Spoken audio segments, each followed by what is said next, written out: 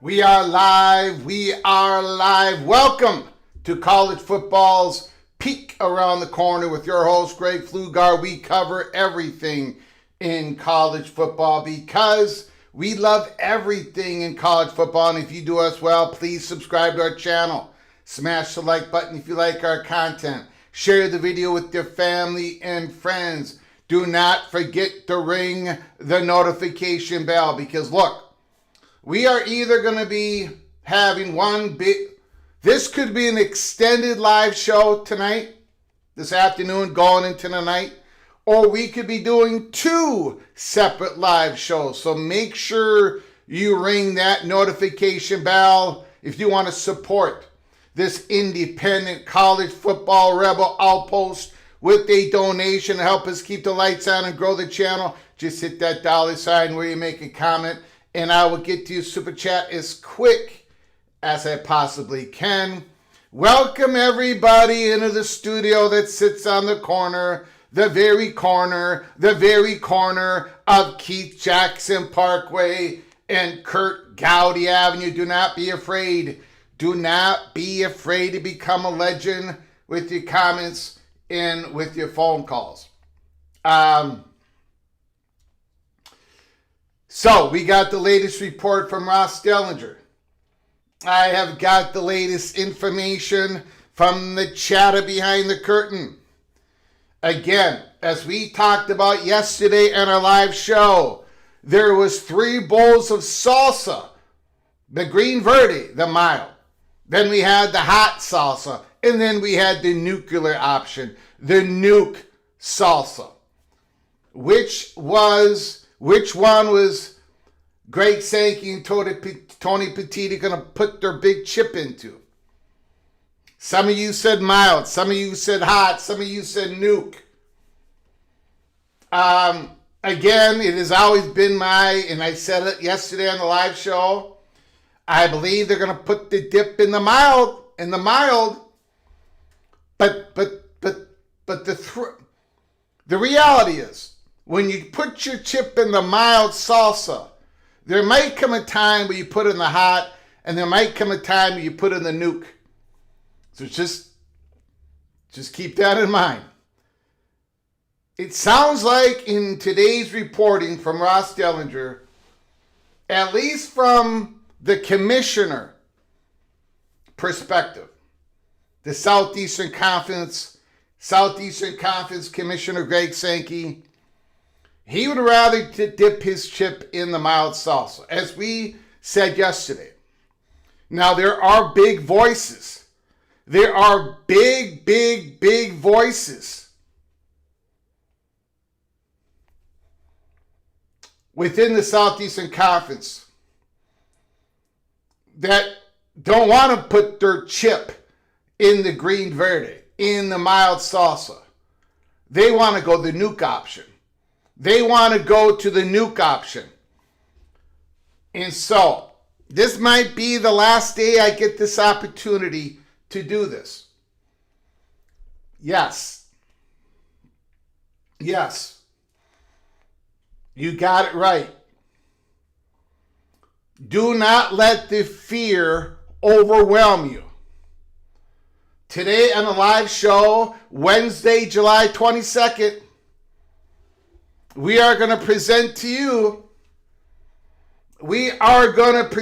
you the only place that could possibly present this to you.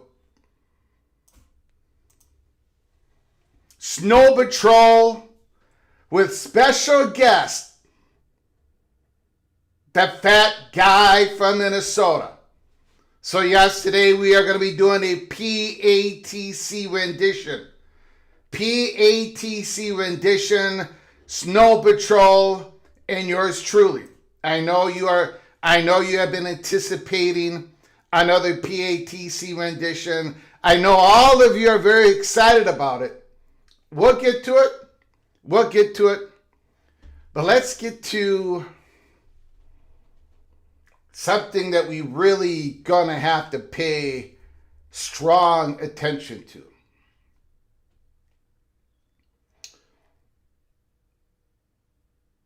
More than ever.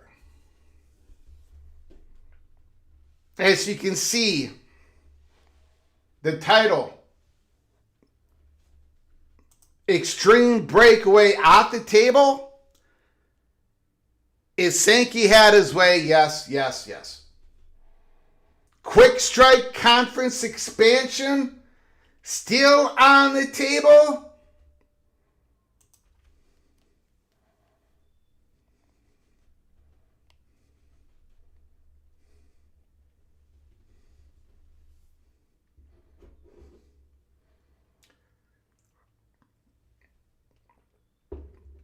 Yeah. Yes, it is. And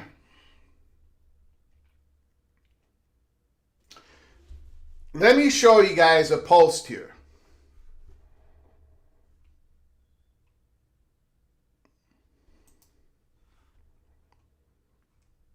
Of course, I wasn't ready for this. My apologies.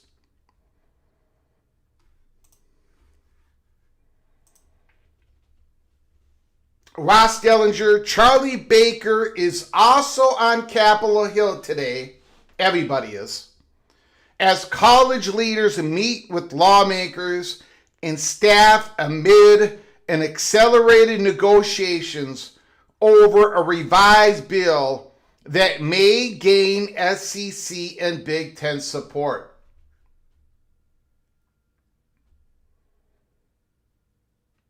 We are on the knife's edge.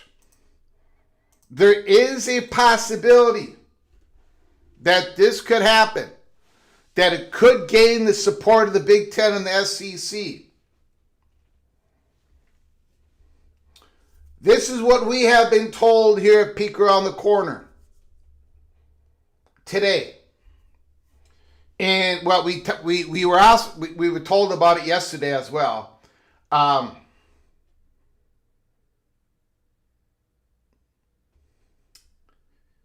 This might be on the table.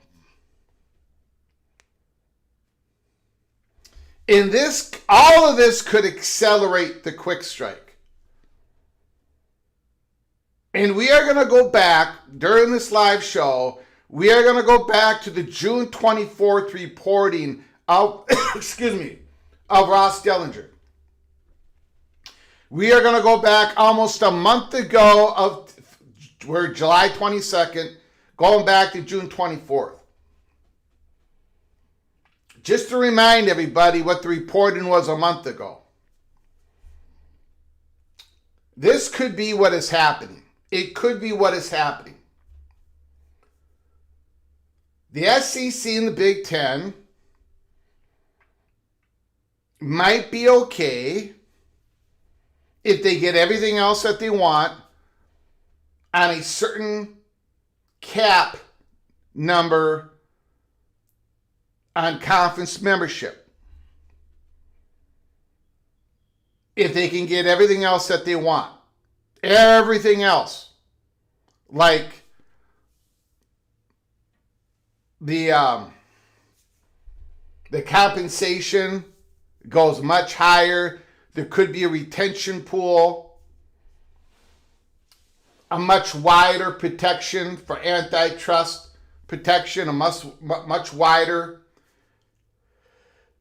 And you can keep that old 5-year independent thing in the bill. Where a school has to be independent for 5 years. However, there is this possibility. Ladies and gentlemen, we are not promising you a rose garden. There is this possibility in which there is a bill produced, a possibility. We're definitely not, nobody knows what's going to happen here. They're deep in the weeds of negotiations. Everybody's there. Jim Phillips is there. Now, Sankey, I don't know if he's there quite yet, but everybody's there. Charlie Baker, Tony Petitti.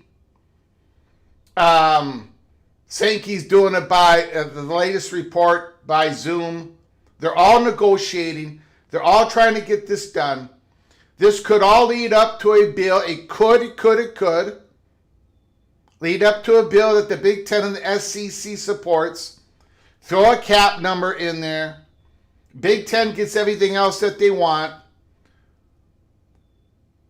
But if you expand before the bill passes, a school doesn't have to do that 5-year independent. They have to be independent for 5 years.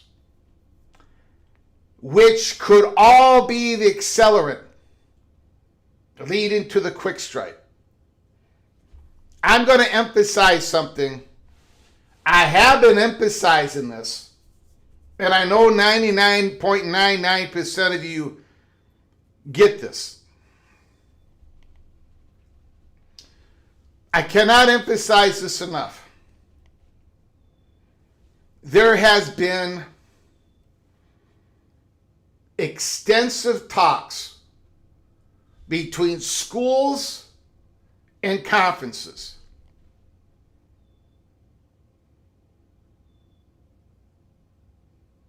Hot bubble of action talks. We were able to give you one of them.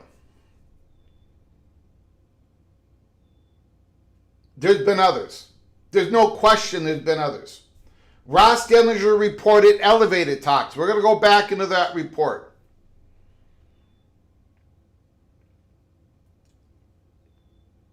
Nothing imminent. Nothing operational. Like I've been saying for 3 years.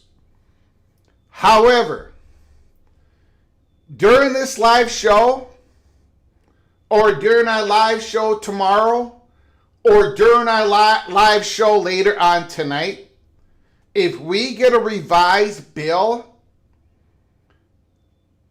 and it is supported by the Big Ten and the SEC, and there is a cap number on membership, but also has that 5-year, got to be an independent, the quick strike could very well be imminent after it gets voted on in the Senate and it goes to the House. It could. It could. We might be talking about something being imminent. We're going to go through the Ross Dillinger's report today. Sure does sound like Sankey wants to take the extreme breakaway off the table. It also sounds like Ross Dillinger is not going to take what he calls the shot clock, what we call the quick strike. That quick strike is definitely, most definitely not off the table. Independently, here at Peek Around the Corner, we have been told, chatter behind the curtain, BTM and its associates, the quick strike is definitely not off the table. It is still on the table. Potentially even more than ever. Also, we don't know if that cap number is going to be in this revised bill. The cap number of 19 schools, the cap number of 20 schools. With that 5-year provision where we don't know this, right? But I'm just saying, if it happens, if all that is in the bill and the Big Ten and the SEC support it, that could really ignite a quick strike. It also is going to ignite another decision that the Notre Dame Fighting Irish are going to have to make. All that and more here at Peek Around the Corner. Let's get to the Super Chats. Oklahoma Sooner, Bruce Harris. We're going to get into the story. We're going to get into Ross Dillinger's report. We are going to get into PATC rendition, Snow Patrol, and the fat guy from Minnesota. We're going to get into all of it. $5 holler, Bruce Harris.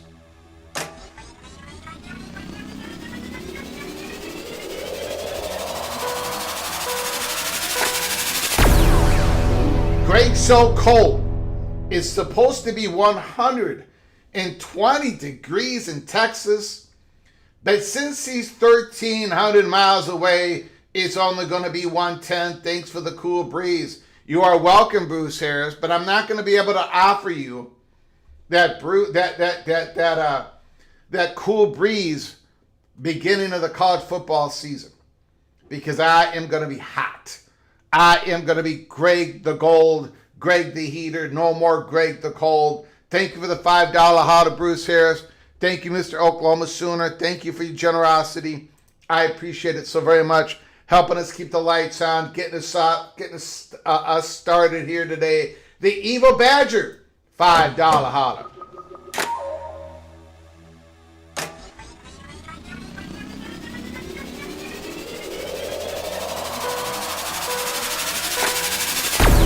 People in Texas may get a cool breeze from Greg the Arctic Cold. People in Wisconsin have to deal with the polar vortex from Greg the Arctic Cold. Thank you so much, Evil Badger. Thank you for the $5 holler.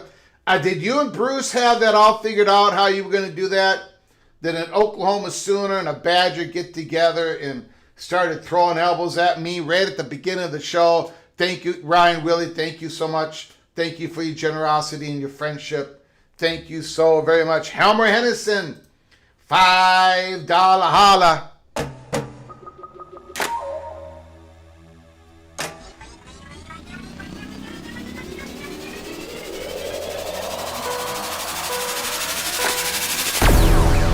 Devil's advocate, so no cap is bad. I don't know what you mean by that. I don't think there should be a cap on membership, but that is my opinion.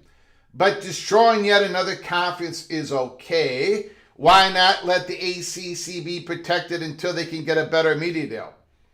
So that sounds good, but then again, you're taking the ability of certain schools in the ACC. You're taking away all the schools' ability for self-determination, for association. Their right to associate whoever they want to be associated with, if that organization wants to be associated with them.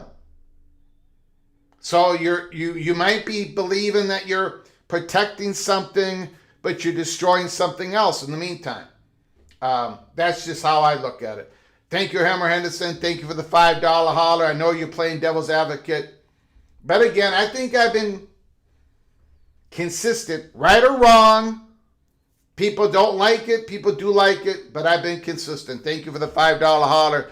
Utah to the Big Ten. Here we go. $2 holler, Nora Berman.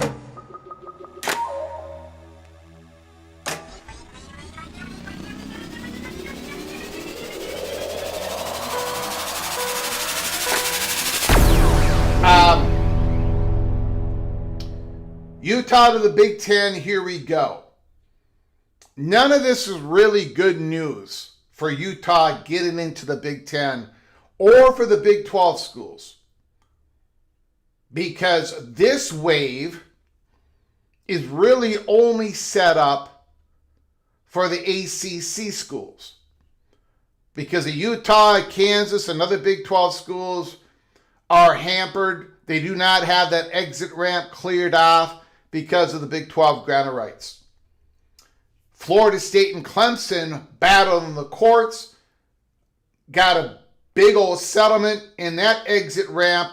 While it's not completely cleared, they know how to get onto the ramp and exit off the ramp. And if there's a cap number, if that sticks, that's not good news for Big 12 schools that want to leave to join the SEC or the Big Ten in future years. So I would say that Utah does not want the Big Ten to agree to any cap number of 20 members, 19 members, 21 members. Utah, Kansas, and others, Colorado, Arizona State, they do not want the Big Ten to agree to any cap number. We shall see. We shall see. Thank you, Noel Berman. Thank you for the $2 holler. We've got Gold Terps, Andrew French, $10 holler. We are going to get in the reporting of Ross Dellinger.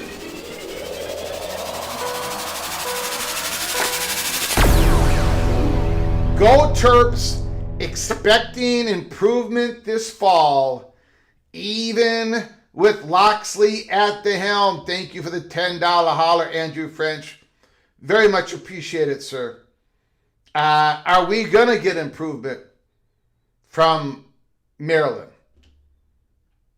I think it's easy to say that Malik Washington is going to go up even another level in his quarterback play.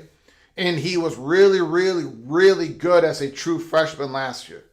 So that would help. Now, again, here at Peek Around the Corner, we got Mike Loxley, number 3 on the hot seat list going into week 0.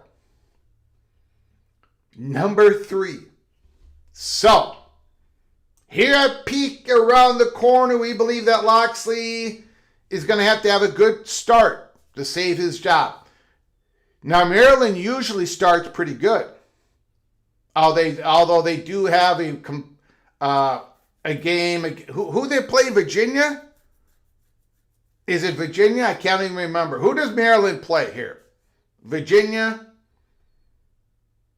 I think it's Virginia. Or Virginia Tech. I can't remember who they play. Somebody let me know. Thank you, Andrew French. Thank you for the $10 holler. I appreciate your generosity. Thank you so very much. We've got the Arkansas Razorback, Elvin Gully. I'm late, but what did I miss? Greg the Gold. Thank you for calling me by my rightful name, Greg the Gold.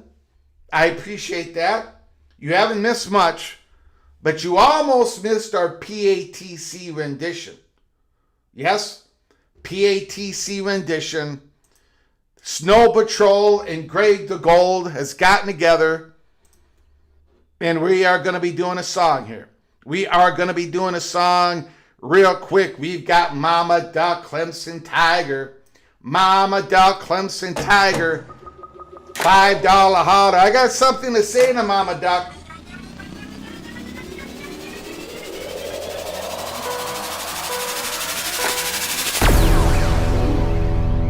Mama Duck. Mama Duck. Mama Duck.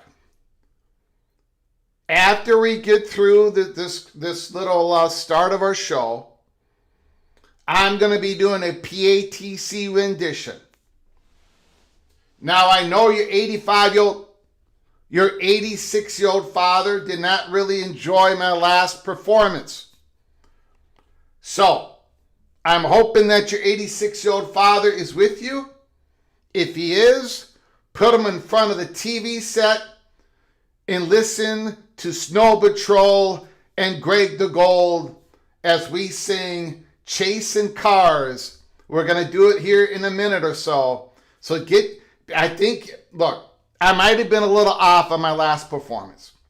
Maybe just a tiny bit off, but this time I'm not going to blow it 2 times in a row. There's no way. I never blow my performance 2 times in a row. So Mama Duck, Clemson Tiger, $5 holler.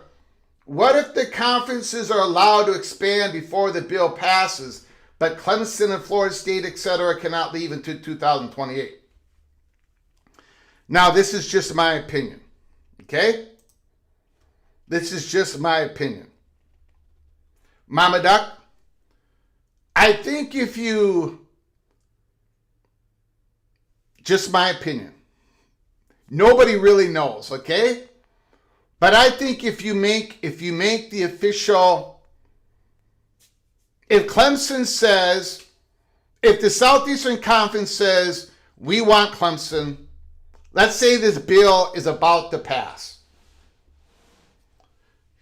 And Sankey calls up Clemson, and Clemson picks up the phone, and Sankey says, let's get this done. We want you to be a member in 2028. July 1st, 2028. And Clemson says, yes, let's do it. I don't think, I happen to think that'd be it. Like, you're going to be a member of the Southeastern Conference July 1st, 2028. Even though you're not a member I think the bill would not eliminate you to go to the Southeastern Conference in 2028 because the deal has been signed. That is my impression. And I think that is Ross Dellinger's impression, as you will note when we go through the article, the update article of today. I also think people talking to Dellinger and talking to these national reporters believe that is the case. Because that is why we've had these elevated talks.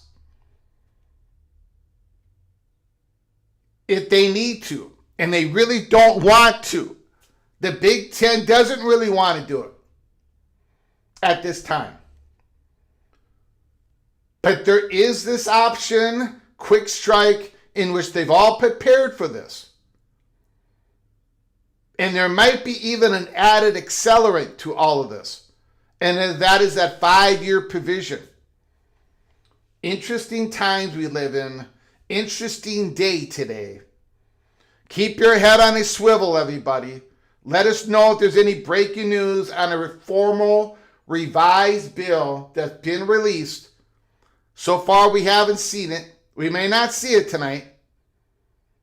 Thank you, Mama Duck. Thank you. Appreciate it so very much. Okay.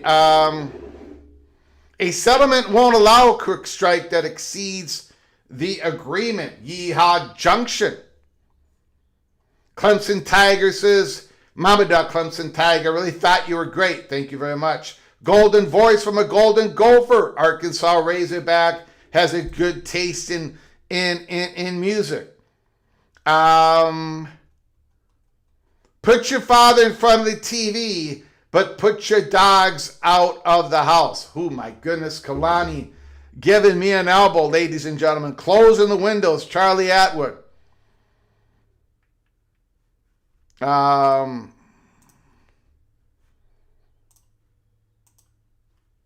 Let's see here.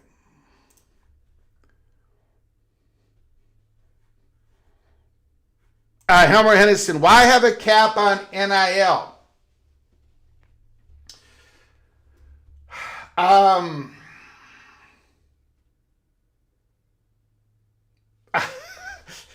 do it because it's all been a part of this going back and forth, trying to get everybody together, That's a great question, Helmer Henderson. Other than NIL, this is an artificial market anyways for NIL. So let's not get it twisted. This is a pay-for-play arrangement that is going on. These NIL deals, as great as these student athletes are, name, image, and likeness, they do not carry the value of the payment that they're getting. And if you don't believe me, take a look at most of the NIL deals in the NBA and the NFL. Because artificial NIL deals, where they're in the professional leagues, where there is a bargaining agreement, collective bargaining agreement, those NIL deals cannot happen. They will not allow it. That's why the Los Angeles Clippers and Leonard, that whole deal that is happening where he got a lot of money artificially, an NIL deal that was ridiculous just to get around the cap, the NBA salary cap. So professional leagues have cap on NIL. What we have is an artificial market on NIL. That's the only way I can answer that, Helmer Henderson. Thank you for the $2 holler. Very much appreciate it. Christopher Hooter, Super Chat, $5 holla.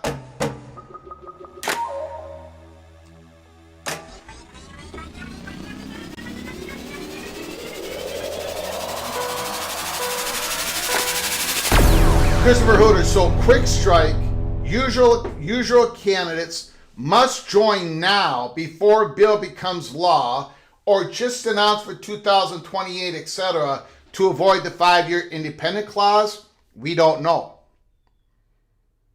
We don't know. Nothing, first of all, we got to see the formal revised bill to see if the 5-year independent clause is even in the bill. We've also got to see if there's this cap number on membership even in the bill. But I can tell you the chatter behind the curtain is, if this is the way for the Big Ten and the SEC to get every other thing they could possibly want in the bill, if this is the only way to get everything they want, a wider antitrust protection, the compensation gets changed, the ability for student athletes not to be able to sue, more protection, more enforcement, better governance under the big umbrella, NCAA, bigger credibility in the courts. Maybe, just maybe, they're willing to give a cap number on membership. 5-year provision, fine, leave that in. But then we're going to expand before the bill becomes absolute law so we can get the final realignment wave, at least of this realignment wave, before that 5-year provision comes into law. But there's a lot of ifs in all of that. We do not know what the formal revised bill looks like. We are going to go through the report of Ross Dellinger here in a little bit. But all that could be true, Christopher Hooter, or it might not be. Big Ten and SEC might walk away from the table tonight or tomorrow. But they're all there. They're trying to get this deal done. They're trying to get this deal done. The effort is there. We'll see what happens. Thank you, Christopher Hooter. Thank you for the $5 holler. Okay, before we get into the reporting of Ross Dellinger. Before we get into the reporting of Ross Dellinger, and again, the extreme breakaway off the table, well, it might be off the table when it comes to Greg Sankey. But is it completely off the table when it comes to other voices of the Southeastern Conference? Maybe not. We'll get into that as well. But first, PATC, Snow Patrol. Here we go. Ladies and gentlemen, PATC rendition, Chasing Cars. We'll do it all, everything on our own. We don't need anything or anyone. If I lay here, if I just lay here, would you lie with me and just forget the world? Don't quite know how to say how I feel. Those 3 words are said too much. They're not enough. If I lay here, if I just lay here, would you lie with me and just forget the world?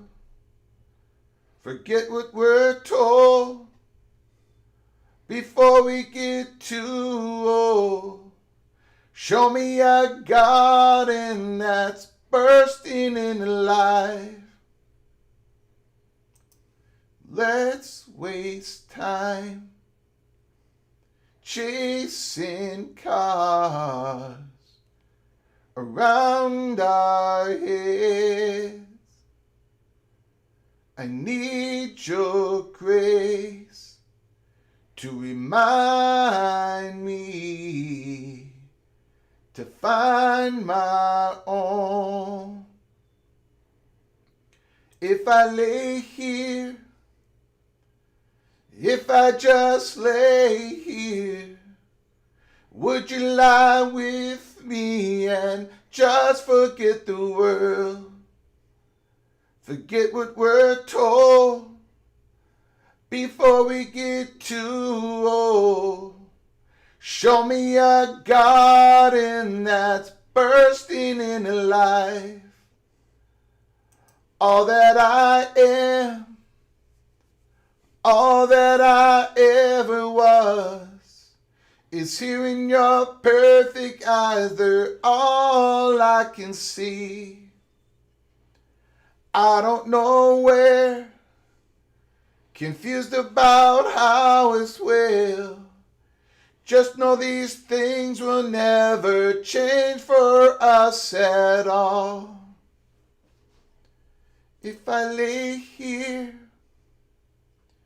if I just lay here, would you lie with me and just forget the world? If I lay here, if I just lay here, would you lie with me and just forget the world?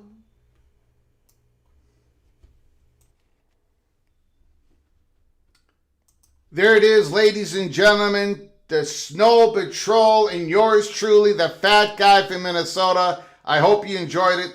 I hope you survived it. PATC PATC rendition every once in a while. Every once in a while, we got to scratch our creative itch. We got to throw out a PATC rendition, a song that has something to do with what is going on in the college football landscape. I know we have a lot of people joining our program every single day. Some of you might be, this is the first time watching the program. I apologize. I did not give you much of a warning. A cappella, yours truly, we sing college football. We do everything. We cover everything in college football because we love everything in college football, and that includes singing college football. So there it is. I hope you survived it. I hope I have not ruined your day. Now, let's get to the article of Ross Dellinger, the update. There is a lot to chew on here. There is a lot to chew on here. Ross Dellinger, thank you, OP. Thank you, OPD Dunn. It wasn't really a troll job. I mean, a little bit of it was. I'll get to you very kind super chat when we get done with the article. Everybody else, thank you very much. Ross Dellinger. Within his waterfront Marriott Hotel along the offshoot of the Tampa Bay college football's biggest media extravaganza unfolds. In the main grand hallway where hundreds of press members gather here for the SEC Football Media Days, a giant logo portraying the conference's three iconic letters, SEC. SEC serves as the primary visual backdrop. But adjacent to that display, behind a guarded curtain, the league's commissioner slumps into a chair as he scrolls along his cell phone during a rare quiet moment amidst the bustle. He mutters as he glares at the screen. More messages from Washington.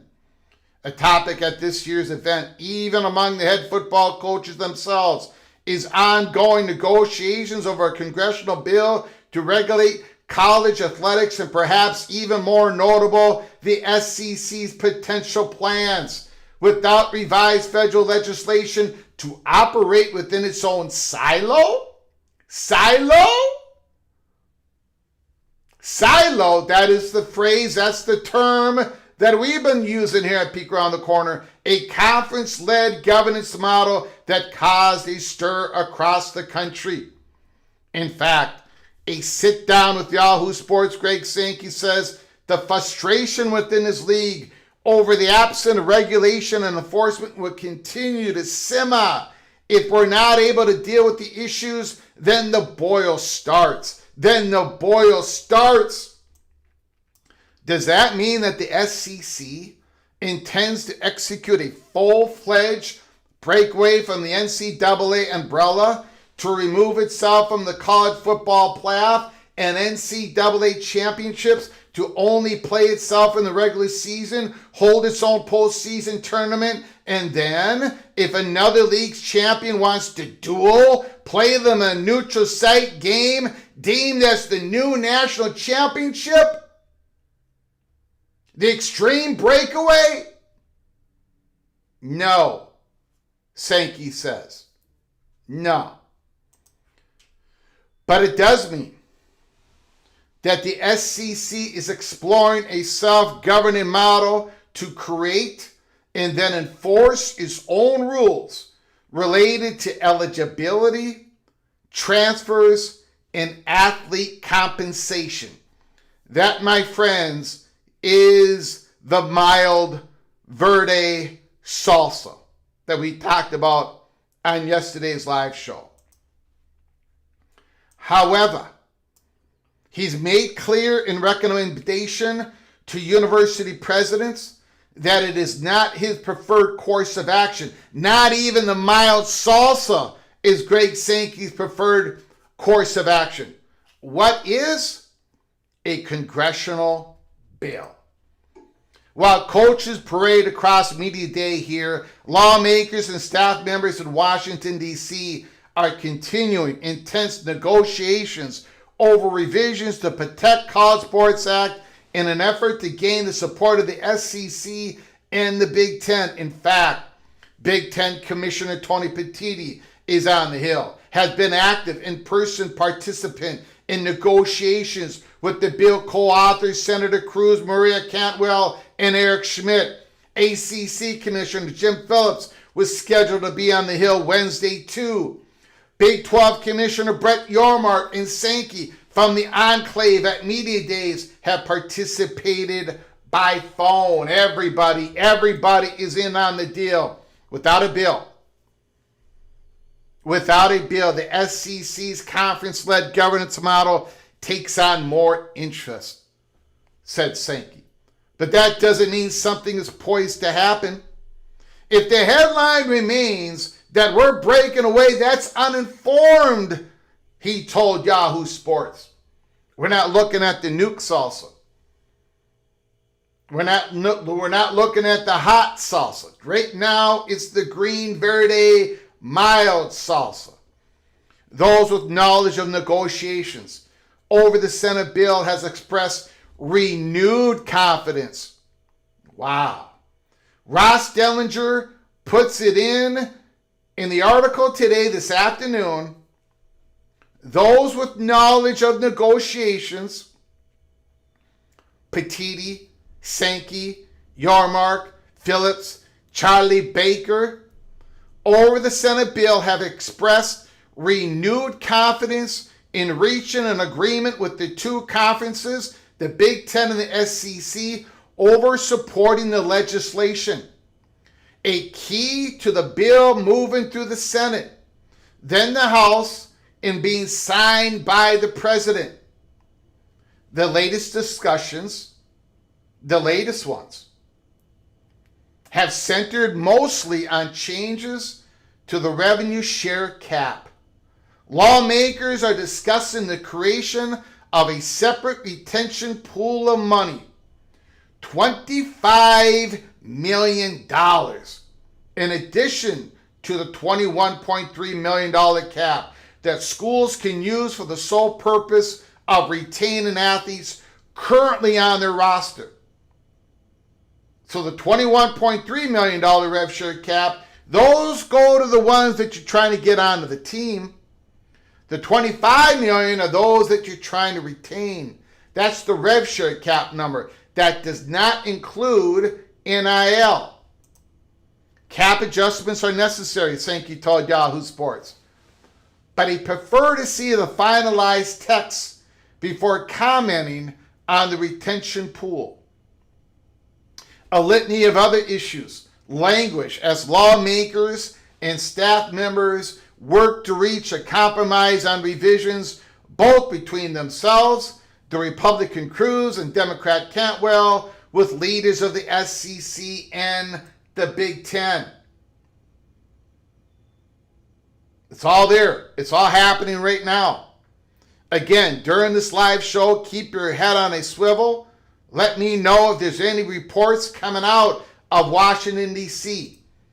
For instance, an anti-expansion provision remains a fluid subject. So we don't know if it's even going to be in there. And if it is in there, what is going to be the cap number? We don't know, we don't know, we don't know.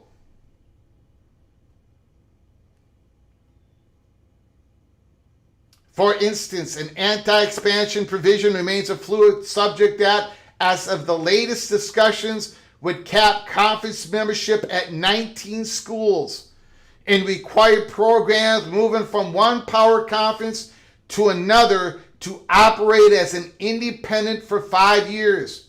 Such a move may expedite other wave of conference expansion as schools jockey to elevate themselves, such as ACC programs moving to the Big Ten or SEC before the bill passes. There it is. Ross Dellinger is keeping this in his updates. The cap number, those conversations are fluid. There may not be a cap on membership in a conference in the final formal revised bill.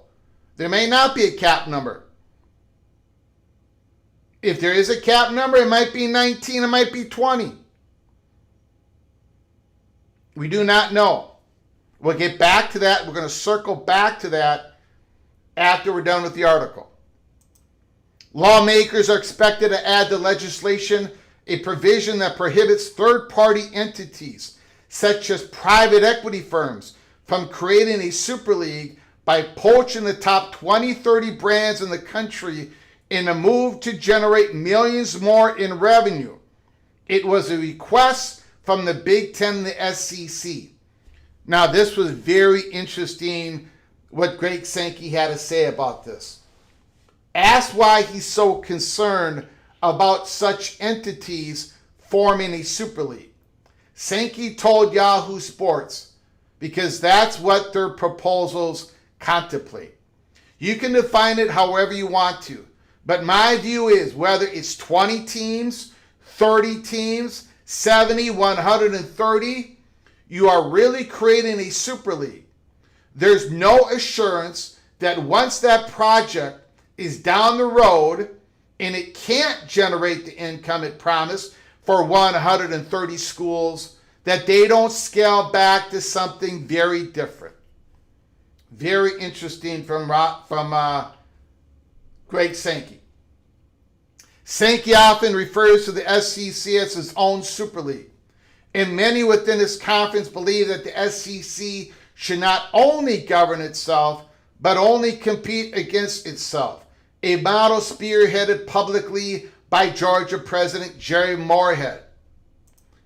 A conference-only governance model is rife with its own problems, let alone the revolutionary action of competitively leaving everyone behind.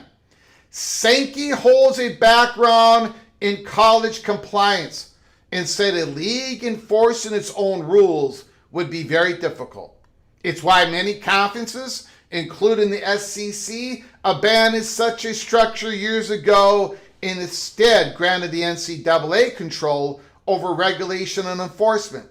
But again, as we have known, the NCAA doesn't have any credibility with the courts. So that's why conferences are now starting to think that maybe they should take over some of the rules and governance and enforcement of some of those rules. Back to the article. When he joined the SEC, Sankey told then the commissioner that he did not want the role of head of enforcement because of the difficulties associated with the league penalizing its own members. Very, very difficult. Very risky. And finally, in the article, and what about a competitive breakaway, starting your own playoff, playing only yourself? The ideas have been discussed among administrators as a plan B if federal legislation doesn't pass. But Sankey said the plan may lead to political problems with the same entity, Congress, that officials are lobbying for assistance. It doesn't take much imagination to say we're going to leave competitively and you're into the congressional hearings answering for it. I think that's unwise. So again, that's why here at Peek Around the Corner on yesterday's live show, we thought that Sankey would probably dip that chip in the green verde mild salsa. The salsa that would say, we want to take back the eligibility rules, the transfer rules, and player compensation rules.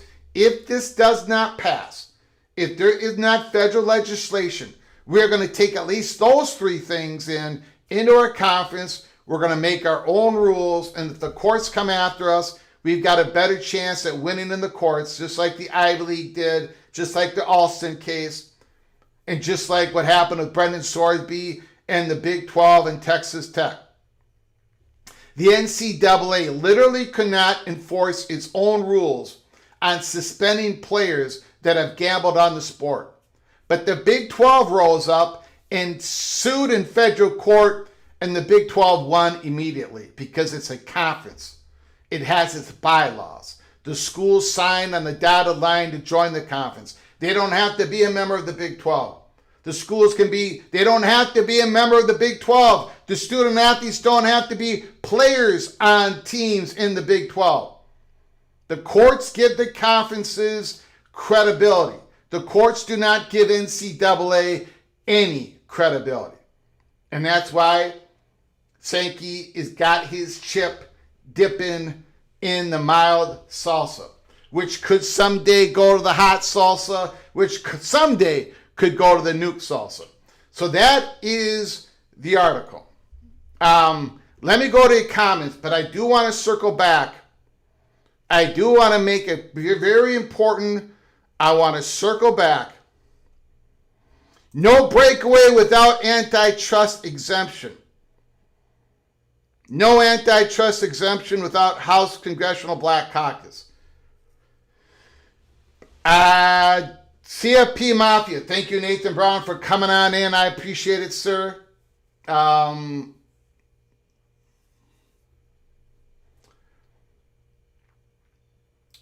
Protect the College Sports Act, as it was written originally, was completely DOA.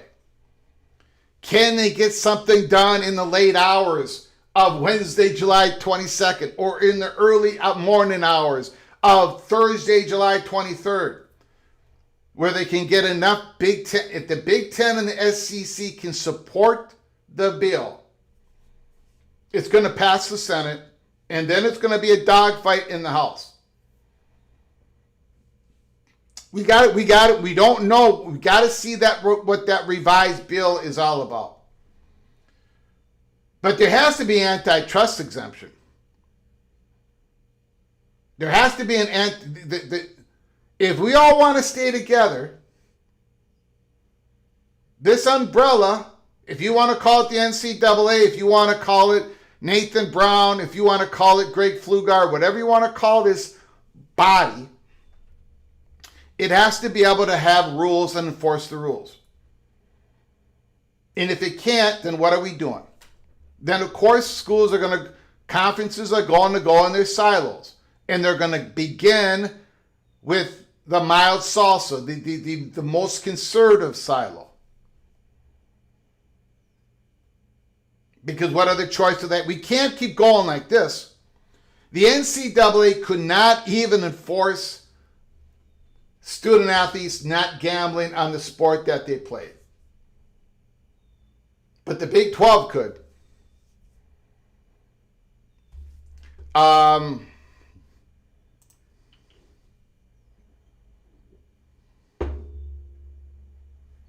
This bill, even revised, will have a tough time passing the House. Yes, it could. Now look, guys and gals, look.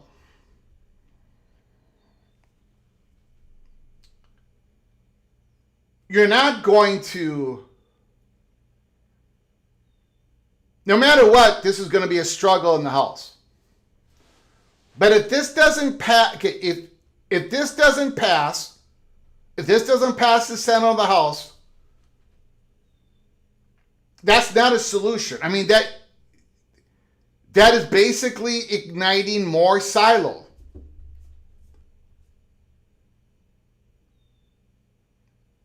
You know,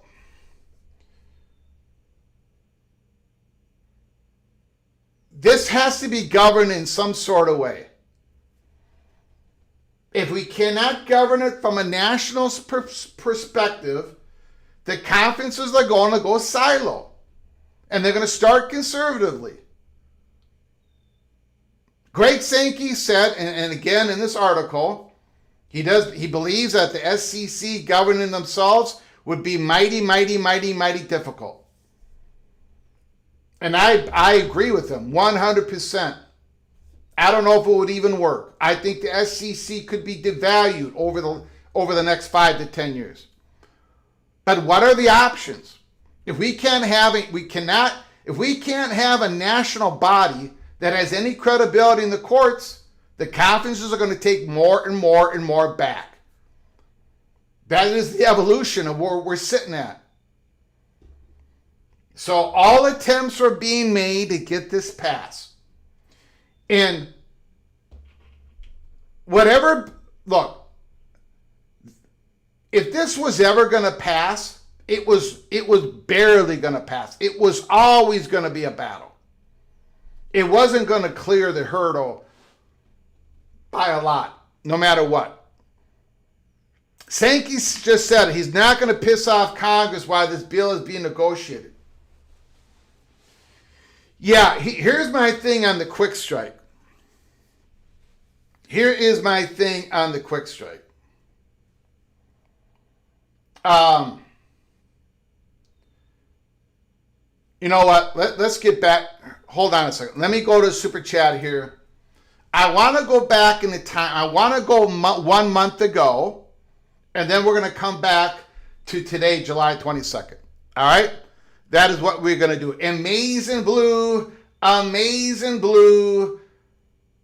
membership for 26 months. Holy smokes. You are officially knighted. Cloak and Dagger, college football, Cloak and Dagger, Greg. I've heard that a loophole might be when schools go independent. Technically, they can schedule the conference teams they would join. Thoughts? There's a lot of loopholes.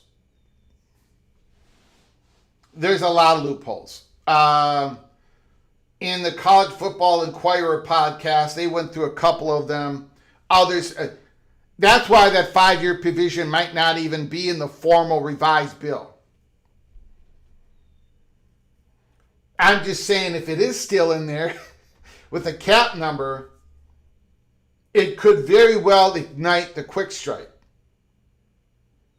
And I know Kenneth, thank you, Kenneth. I'll get to Kenneth Maynard's comment back in a moment here. Thank you, Amazing Blue. Thank you for becoming a member for 26 months. You're absolutely correct. There's been thoughts that schools could, all like 5 or 6 of them could go independent and all play each other and try to survive that way. And OBD done, $10 holler. My goodness, thank you so much for your generosity, Mr. Purple and Gold.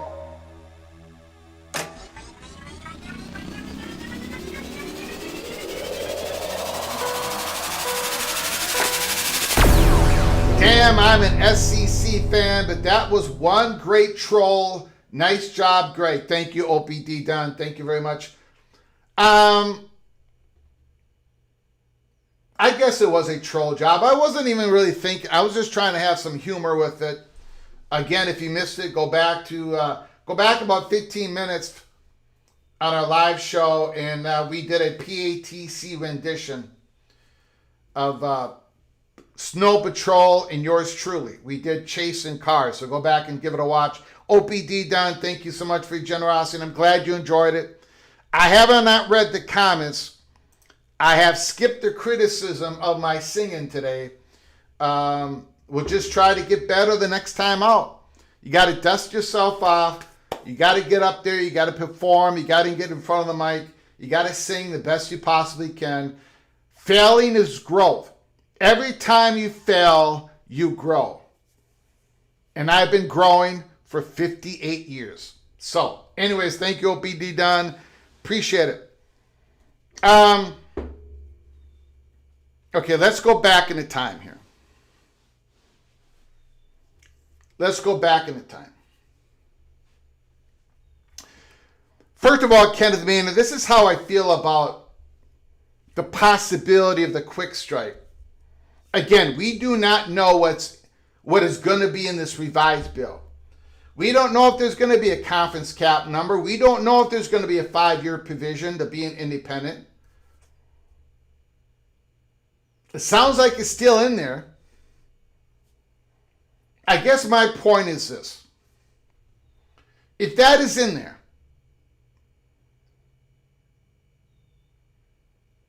if the Big Ten and the SEC is acquiesced, if they're getting everything else that they want, but they agree on, because they got to get something out of this deal, as they're just not going to support it. There's no reason to self-sabotage yourself. They got to get something in this bill. If they get everything else, but you put a cap membership number on it, and you put a 5-year provision of a school have to be independent, those that are making this law and they're about to pass it and voting on it, they've got to know that basically you are possibly igniting a quick strike. They're not stupid. They got to know that you're possibly going to do it, so you can avoid the 5-year provision.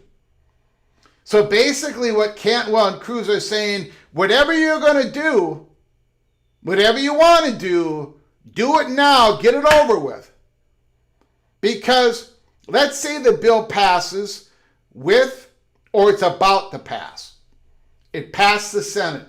It passed the House. Or it's about to pass the House.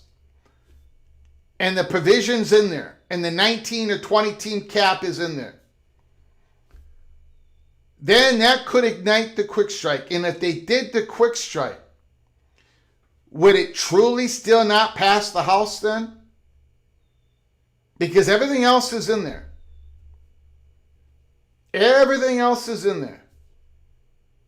Would they really kill the bill at that point? And what if they did?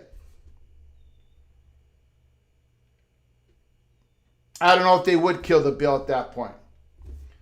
I want to show you guys something.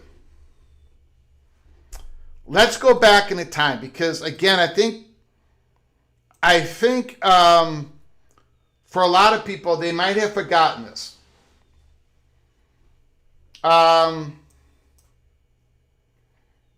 Let's go back in the time.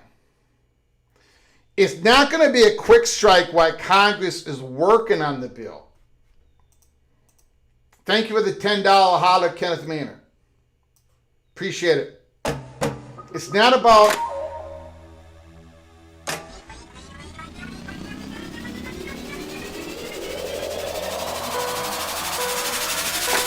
there will be no quick strike while Congress is working on the bill. That would be a PR nightmare and a betrayal of working in good faith. Would even make supporters in Congress feel disrespected.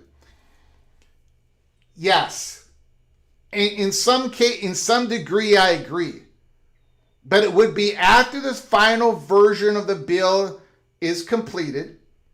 If it passes the Senate, if it's about to pass the House, those who are passing this bill, Cruz and Cantwell, they've got to know that I think this is going to, if this is all going to be in there, they've got to be a wink, wink, and a nod, nod that the Big Ten and the SEC can still expand before the passage of the bill. Because, again, there's no restriction on expansion right now. The Big Ten and the SEC can expand right now. I get that I get people are worried. At some point, there's got to be an acknowledgement.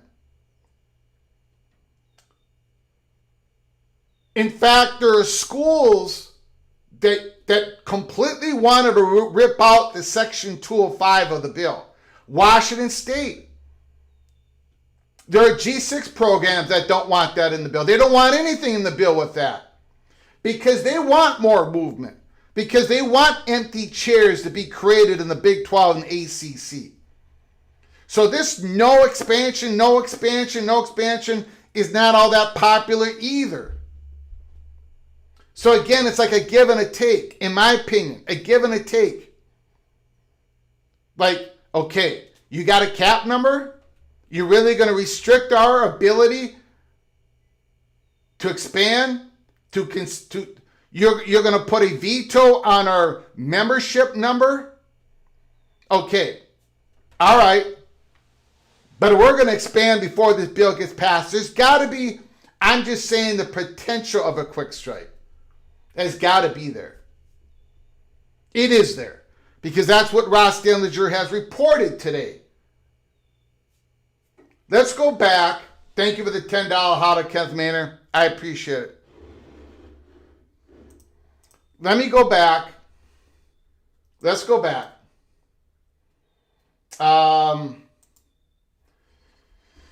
This is from June 24th. Ross Dillinger reported, Yahoo Sports, June 24th. Intermediaries and third parties perhaps even schools executives themselves, hint, hint, wink, wink, remain embroiled, heavily involved in dialogue with conferences that they most wish to join. Again, this is from June 24th. And now, given the bill's anti-expansion provision, those discussions have accelerated. According to several officials with knowledge of the talks, are they accelerating to a place of imminent action? No. This was 1 month ago. Before there was this Protect the College Sports Act, before there was the provision of this no anti-expansion provision, before all of that, as Ross Denlinger reported on June 22nd, as we reported all these months in the year of 2026, intermediaries and third parties, perhaps even schools executives themselves, remain embroiled in dialogue with conferences that they most wish to join. And then the next paragraph, and now given the bill's anti-expansion provision, those discussions have accelerated. There has been so much discussion, so much valuation, so much positioning. The media companies, the presidents of these conferences, athletic directors, schools in the ACC, all this has been going on. And now you're trying to get a bill passed. You're trying to thread the needle to get a bill passed. If you're going to completely slam the door on the no expansion or have this 5-year provision, you're not going to get the support of the Big Ten and SEC senators. You're not going to get this bill passed. This is a give and take. You might have to hit the balloon with a needle, take the air out. In other words, you might have to give the ability, and I'm saying might, I don't know, we don't know what this new revision is. You might have to extend the olive branch. Congress, Cruz, Cantwell, you might have to be able to give a little bit of space to the Big Ten and the SEC if they wish to expand before the 5-year provision comes in. This cap number is still going to be there, but I'm talking about the 5-year provision if it's still in there. And all that could accelerate the quick strike. Again, today's article.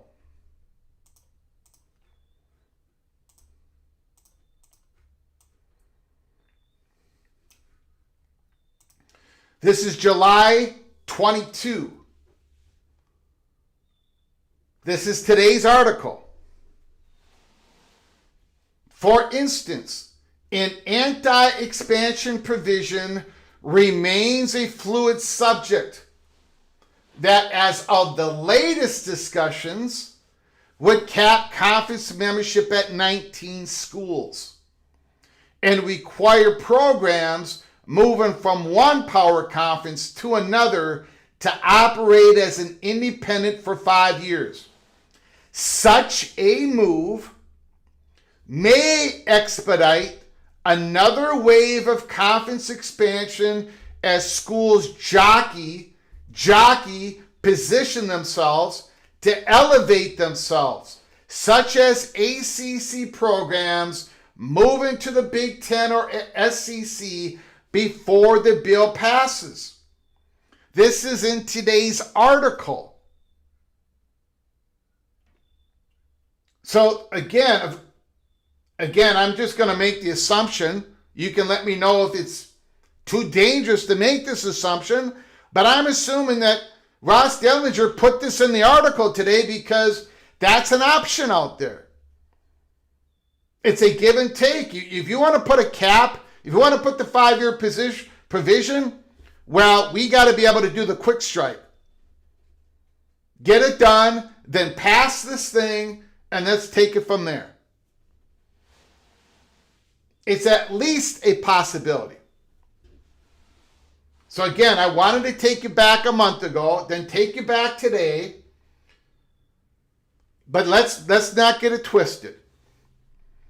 The anti-expansion provision remains a fluid subject. It might not even be there at the end. Or it might be there with a cap number of 20. It might be there with a cap number of 19. It could be there with a cap number of 19 or a cap number of 20, but they take out the five-year provision. That 5-year provision thing, in my opinion, the cap number is ridiculous and the 5-year provision is ridiculous. But the 5-year provision,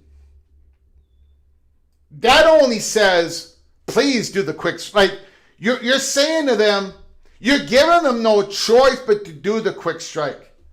Literally. Everybody talks about how, the Congress might get pissed off. Well, what about Florida State and Clemson and these other institutions? They're going to go take it to court. You don't think they're going to take this to court if they don't have the ability? You can take it to court. This could be found unconstitutional. So again, there's got to be a give and a take somewhere. Where the line is, we're going to find out. All right.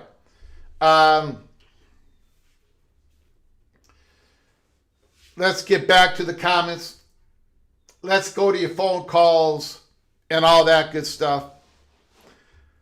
And again, what is interesting, what is very interesting about the cap number,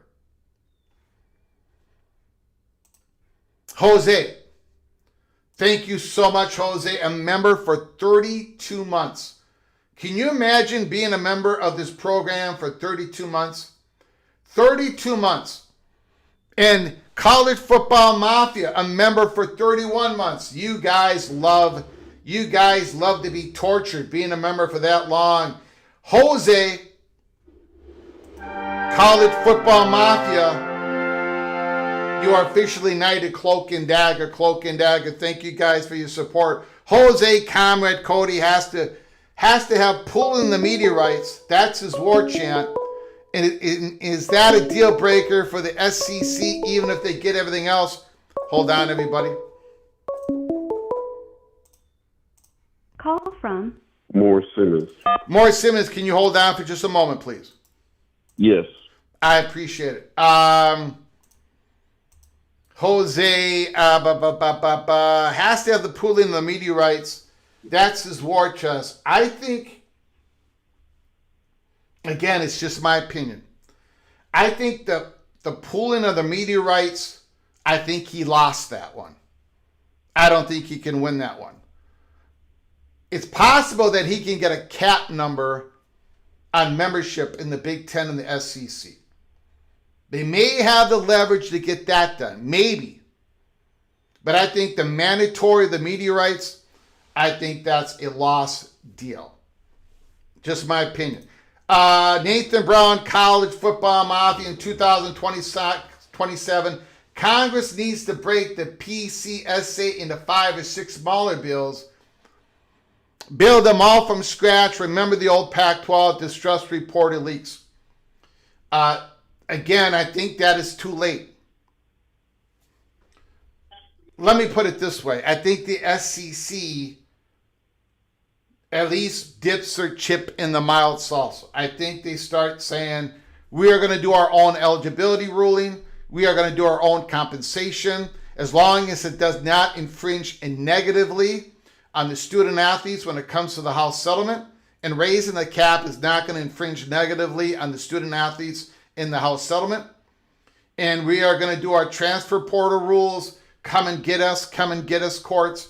But we are a conference, and it's been well established in the Ivy League case and the Alston case and the Brendan Sorsby case that we have credibility. 2027 is too late, in my opinion, Nathan Brown. The can cannot be kicked down the road anymore. It is now or never. Elvis Presley, they might have to be in my next PATC rendition. It's now or never, I believe. Thank you, Nathan Brown. Thank you, Jose. Appreciate it. Mohr Simmons, thank you so very much for being very patient with me once again. I do appreciate it, my friend. The floor is absolutely yours. Yes, Greg.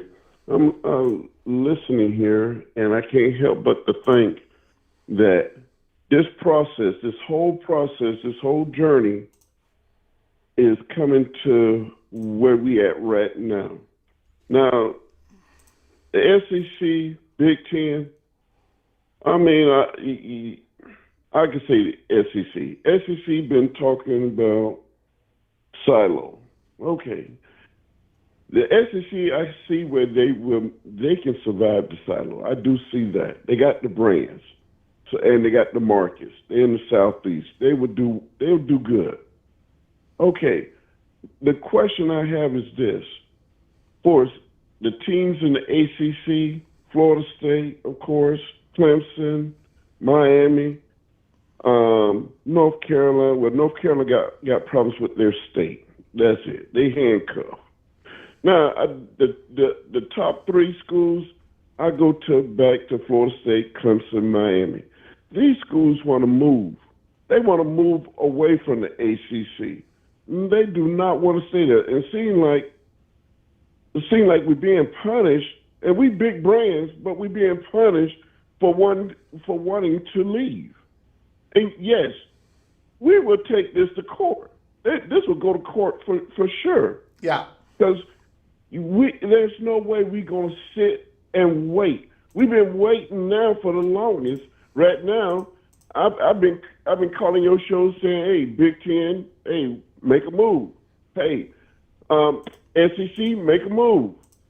Y'all say, and you can't say, "Well, you're looking at this," because you got enough information in front of you on each one of these schools and what you want in your school.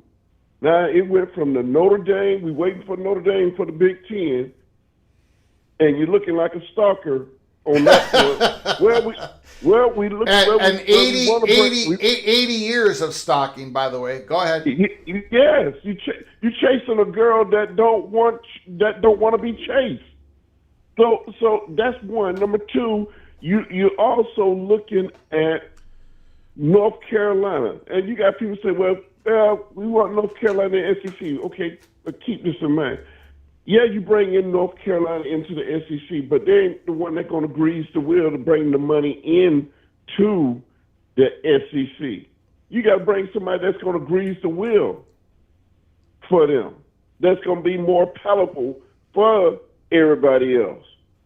Okay? Now, when I look at stuff like this, and it takes me back, we've been going down this realignment for a while. I mean, a while. It just amazed me that this haven't been resolved. Now, credibility is on the line for the Big Ten and the SEC. Credibility is on the line. If you don't make a move, your bluff is being called right now. If you don't make a move to the silo, get the teams, like you said, there's nothing hindering the Big Ten, SEC for bringing in the schools that they want. They could do that hands down. But you standing here and you dealing with Cody Campbell, the lady, and Ted Cruz. If you get past the Senate and then you looking to say, okay, well, let's see how it comes in the House. And let's say it moves in the House. It's not going away. What we waiting on here? I mean, what waiting on? And then the final thing, the topping of this, if there's no action, if there's no action on this, now you leave the door wide open for what? Private equity to come in. Big money definitely going to come in. And guess what? Now you got a super league because it's going to happen. It's too much money outside that want to come into college football. And I've been saying this for the past couple of years. There's too much money on the outside when coming. They already just said that the SEC right now, as it stands, the valuation of the SEC is higher than the NBA. Higher than the NBA. So the SEC know their value. Why are we afraid to make a move? And at the end of the day, if it goes to court, it goes to court. But if you bring in 24 teams in each conference, come into the SEC, Big Ten, that's 48 schools. Somewhere along the line, those 48 schools, you got a class action going against whatever is going to come out of the Congress or whatever's going to come out. Because not every school in the NCAA is Power 2. That's just the honest to God truth.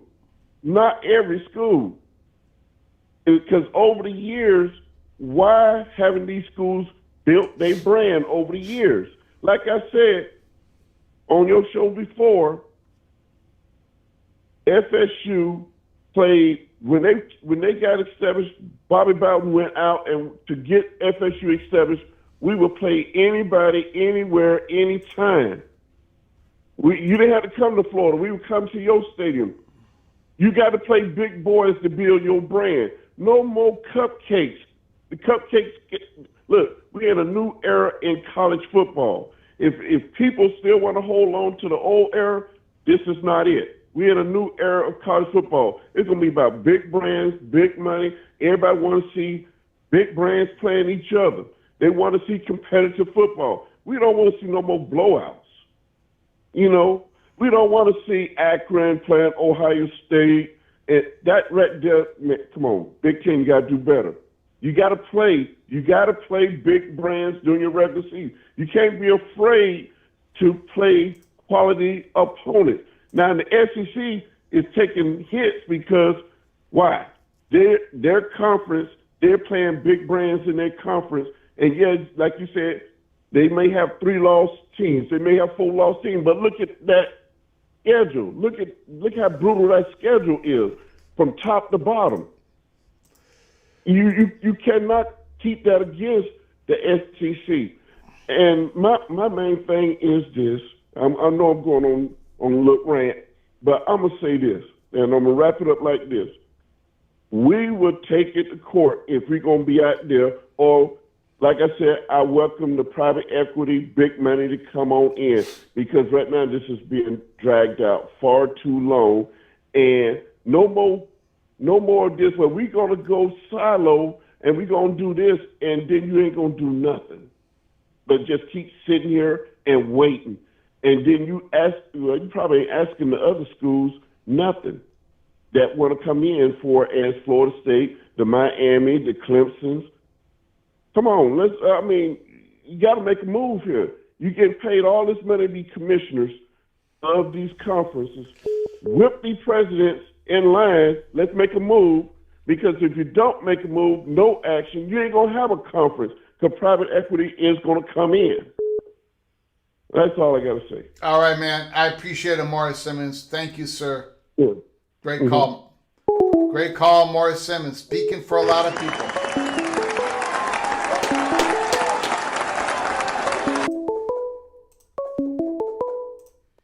Call from. Did not get it. Somebody just hung up right before I was going to get them on the line. 2 comments I want to make.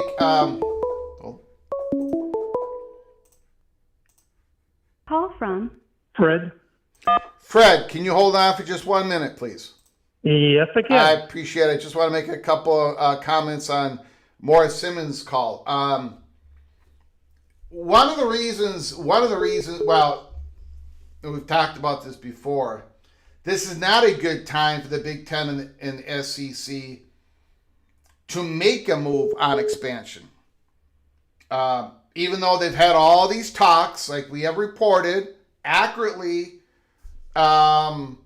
because they don't have the leverage their media partners do. Even in the SEC, it's better to wait until you're about to negotiate your new contract, but especially in the Big Ten. That's number one. But they might have to do it. They might have to pull the trigger earlier than expected. But the conference does not have the leverage at this point. But they still might have to do it. And I can't remember my other thought, what I was going to say. Hold on a second. And the other thing is,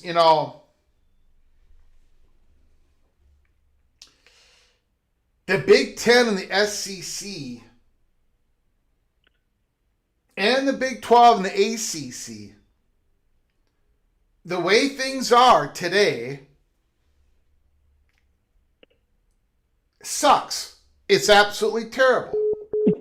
The Southeastern Conference does not like how things are. The Big Ten don't like how things are. They actually want government to give them some antitrust protection so they can govern, so we can govern. Because even if we do that eligibility thing, we can't even do a 5 years for 5 years. We can't even do that.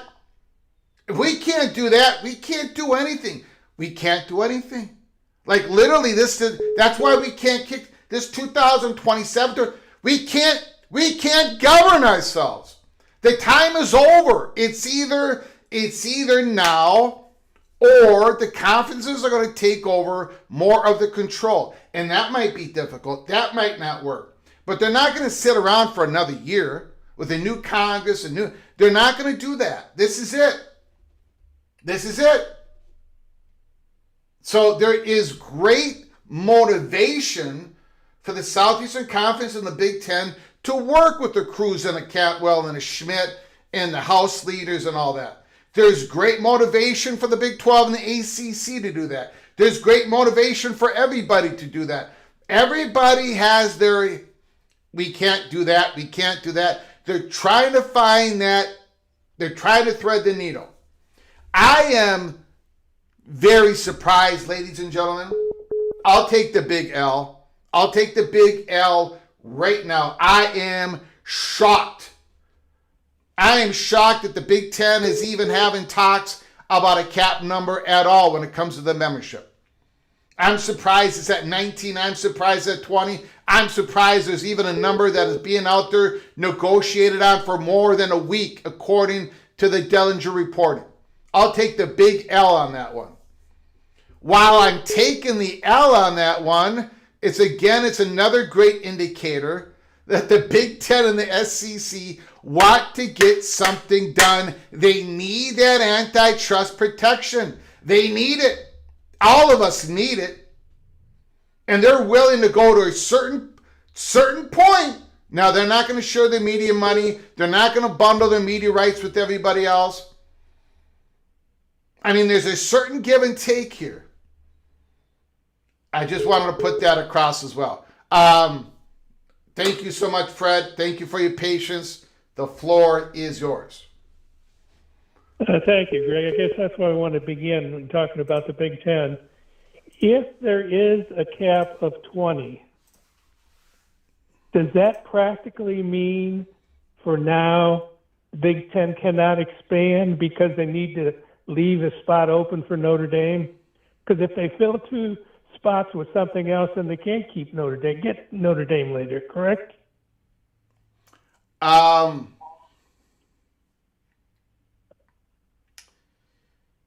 Can you repeat that question again? Are you saying? Okay. Go ahead. If there's a cap of 20 that everybody agrees to, and the Big Ten currently is at 18, Yeah. if they quickly add 2 schools like Miami and Virginia, that gets them to 20, then they couldn't take Notre Dame later anyways. Is that correct? True. So if they want to keep open the option of getting Notre Dame, then they're at their max right now because they're not going to just take one team. True. So And I'm the with cap you number- in saying And the cap number might not be at 20. It may be at 19. right. So, that's why I'm surprised that Big Ten is entertaining any number for a cap, Yes. because essentially it ends a lot of what all the hours and beyond that people have been spending talking with Notre Dame at some point Yeah.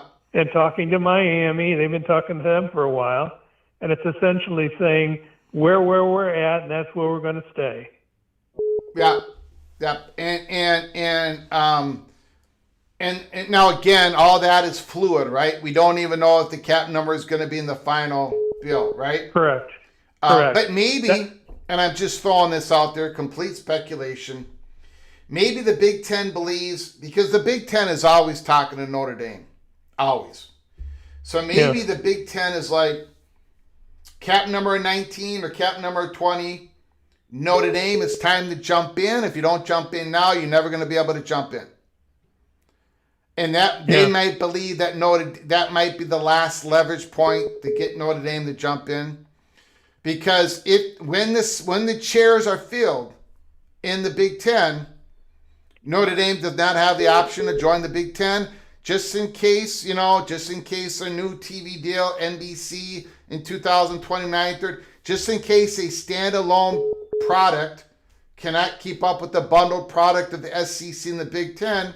Notre Dame won't be able to jump in. I don't know. I'm just throwing that out there. Maybe the Big Ten thinks this helps them somehow. I don't know. Yeah, we're speculating with a lot of maybes at this point, so it's hard to know. We sure are. Do you know? Is it possible under congressional lawmaking that for the section on capping membership, that they could say 20 or 19, but sunset that provision of the bill for 10 years, and then it goes away? They could. Yes, they could. Bills get because sunsetted. In 10 years, it's a whole nother world, so they can revisit it at that point. Or you can revisit with a new bill, but that's going to be difficult, right? So maybe there is a sunset provision maybe that will be part of the bill. Yeah, I'm with you. This is one and done, either this year or not. I wouldn't count on coming back in a couple years. Well, let me put it this way: if we do come back in 2027, we're looking at a different SEC and Big Ten. In other words, they're going to have already taken some of that back with their conference. Yes. So we're going to be dealing with a whole new, different layers to this. But I agree. You're right. Yeah. Now, let me ask you this question. Can we assume that if there is let's say there's a cap of 20, can we assume that with that 5-year provision, trying to avoid that it's almost a certainty that the SEC would do the big scoop? In order to get the 4 schools in before the 5-year independent thing. I would. Yeah, I mean, if all these ifs, like you said, if we go through all those ifs, again, 100% speculation, Fred and I are doing, you would think that the big scoop would be in play. Yes. Yeah. Okay. Yeah. The funny part of it is tomorrow we could be talking about something totally different than what we are today. Yeah. Yeah. Or in another hour from now, who knows? Well, right? That's true too. Yeah. It's always fun speaking from ignorance. Yeah. That's why I had to get my song in right now. I could not wait another day to get my song in. Since there's the reports that the extreme breakaway is not on the table, that Greg Sankey don't want to do that, I had to get that song in before that report became more the consensus. But anyways, thank you, Fred. You're welcome. Take care. Appreciate it. Bye-bye. Bye-bye.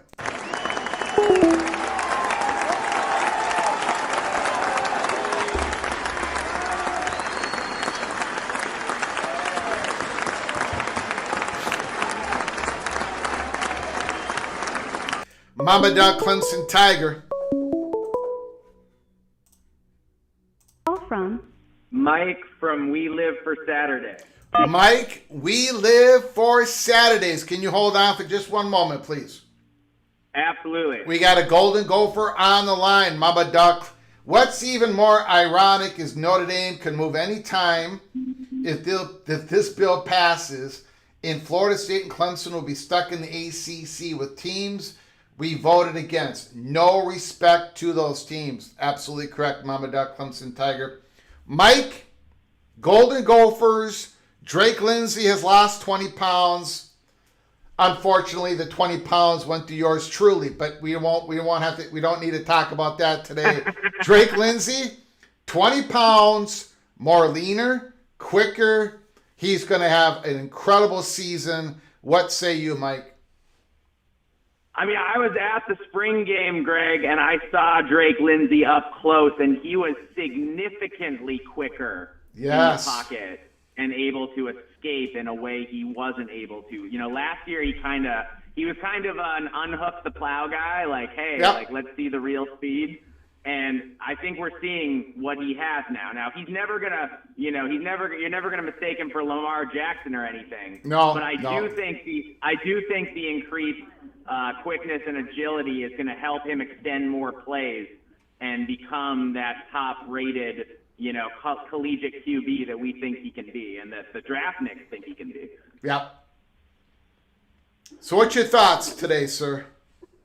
Well, I was listening to one of your callers a couple calls ago, and he was saying that Ohio State can't be playing Akron, and I was just thinking to myself, I mean, we don't have a preseason in college football. You need a couple layup games. And they play Texas to begin the season. So. Yeah, exactly. But I do think you need those early games to get ready for conference play. When you just dive in, I mean, you saw when we started the year against Nebraska a couple of years ago, neither team looked good because it was the first game. Yeah. So I do think for the quality of the product, those games against lesser opponents are invaluable for seeing what you have and building depth and getting guys reps and becoming more cohesive. So I think it would be a huge mistake, and it would be really bad for the product if you went to where you were only playing power conference teams or something like that. But Mike, I think you would also agree with me in saying that maybe the Southeastern Conference should go back to playing 8 conference games because their schedule is so brutal that they can't perform in the playoffs, Mike. How can you expect the Southeastern Conference, the greatest conference in the land, to be able to perform in the playoffs when they're beating each other up all season long? They need another break. They need to get that cupcake back in week 11 or 12. What do you say, Mike? What do you say? I mean, I say that Eli Drinkowitz and Lane Kiffin are cowards. That's what I say. Yeah. Are you kidding me? When the Big Ten went to 9 conference games, do you remember the Big Ten coaches complaining? Was Urban Meyer and Kurt Ferentz complaining? I don't think so. I think they took it as a challenge and they rose to it. And the SEC coaches should be doing the same. And they whine a lot for a conference that hasn't even been to a national title game in 3 seasons. I think there's a lot of I'm not a psychiatrist or a psychologist, but I play one here on my YouTube channel, and I gotta think that the Southeastern Conference has gone through some trauma over the last 3 years. That they're not used to going through, right? When you are a person and you've been hit in the mouth in life many, many times over, you build up a callus, you build up the ability to bounce back. But if you're somebody who everything has gone your way and then something bad happens, sometimes it's hard to pick yourself off the mat. When it comes to college football, the Southeastern Conference has completely dominated. Everything has gone their way. They had 7 championships with 7 different teams at one point. Everything was rolling, rocking and rolling, and suddenly it hasn't gone all that good the last 3 years. Nobody in the national championship game. I happen to think they're going to bounce back some this year. But that trauma has caused the Southeastern Conference, a lot of fans, the coaches, the commissioner, to go into this coping mechanism, this self-defense mechanism, right? Look, I do it every day. When I pick up a donut, Mike, when I pick up a donut, I should not be eating that donut, but that's my defense mechanism to get through the day. SEC defense mechanism is to talk about the brutal schedule that they have to play. Indiana averaged 28 years old when they played. I mean, it's all these things. It's one right on top of the other. Buckeyes don't play anybody. It's just a constant coping. Yeah. Yep. They never, when Alabama and Nick Saban were winning titles, they never had to complain about how tough the schedule was. They just bragged about it.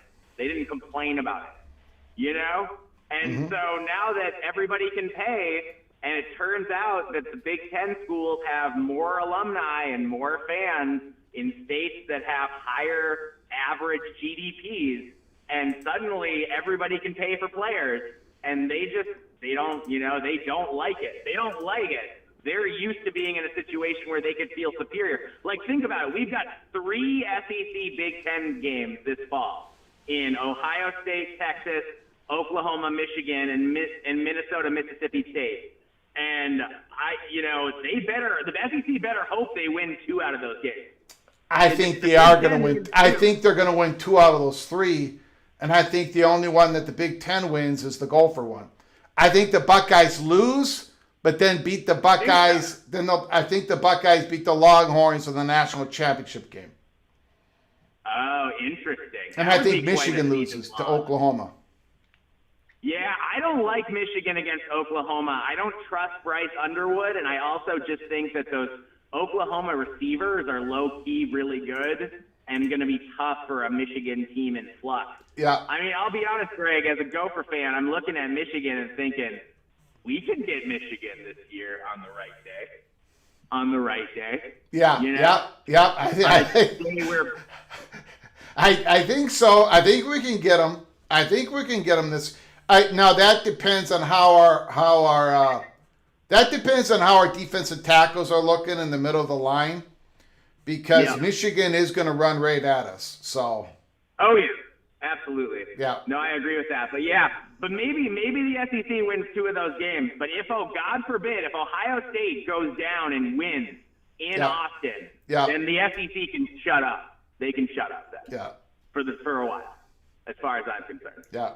Because if Arch Manning still can't win a big game, then that's a lot of what they're depending on in Texas and Georgia, right? Texas, Georgia, and LSU are kind of the hopes for the SEC this year. So yeah, I like Georgia, Texas, LSU. I like Ole Miss. I love Trinidad Chambliss. I think he's going to set. He's special. I think he's going to set the world on fire. Kewan Lacey is special. I think Ole Miss is going to be a tough out. Yeah, no, I think you're right. I think those teams. I think all those teams are legit. But if somehow, some way the Buckeyes win, and I feel like Ryan Day is getting better in big games, Indiana notwithstanding. But I think Sark's got to prove it to me. Sark quietly has not been great in big games, like his whole career. Yeah. No, you're right. You're right. And he's got to prove he can win a big one. And I don't know. I like the Buckeyes there. And if the Buckeyes win that game, then it's going to be really hard for the SEC chanters. Yeah. They're depending on Texas and Oklahoma both winning, so that they can puff their chest. They're gonna need They can't go 0-2 there, or this show. There's gonna be a lot of depression on this show here from PATC family members. Yeah, but I don't know, man. I believe in Ryan Day most of the time. Yeah. I do. And I think Jeremiah Smith back, and the fact that Ohio State has a pair of starting wide receivers who go 6'4", 6'5", makes me think that they're going to run the ball really well. Because those tall receivers are, as blockers, there's a lot to get. I played DB once upon a time. It's a lot to get around those guys.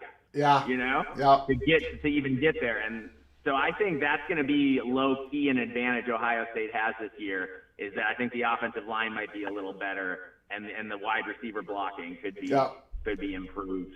So I do think the Buckeyes are going to come out and want to punch people in the face a little bit. And it's going to be interesting to see if that works for them. It's going to be a great season. Oh, I'm excited for it. Yep. All righty, Mike.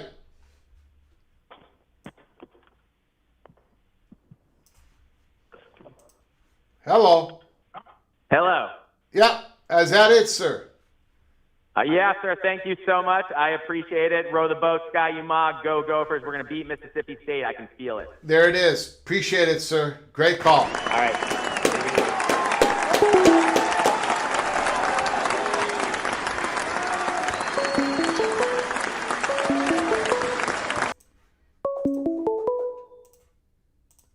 From Replica. Can you hold on for just one moment, please?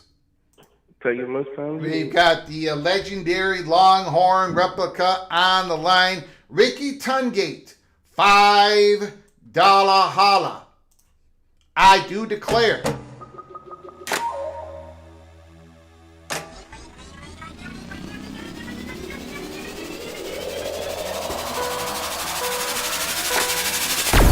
I do declare Indiana 31, Minnesota 17. I don't know, is this a real I do declare Ricky Tungate, or are you just making a statement? Because that's pretty much a chalk. Indiana winning by 14, that's actually less than they're going to be, the spread's going to be more than 14, unfortunately. So I'm just going to consider that as you throwing an elbow at me. Indiana beats Minnesota in Bloomington, Indiana.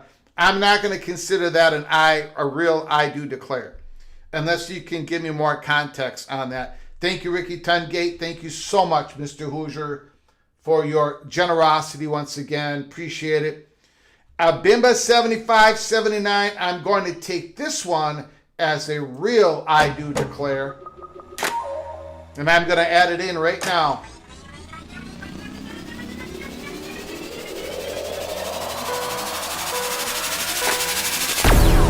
I do declare Ohio State goes 9-3 or worse. 9-3 or worse. I'm gonna book this right now.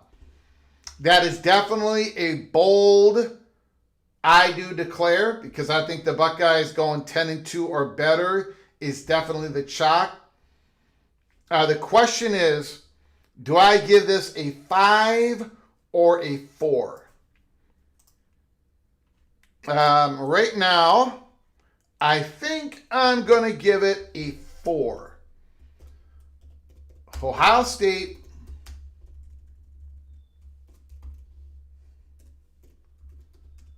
goes 9-3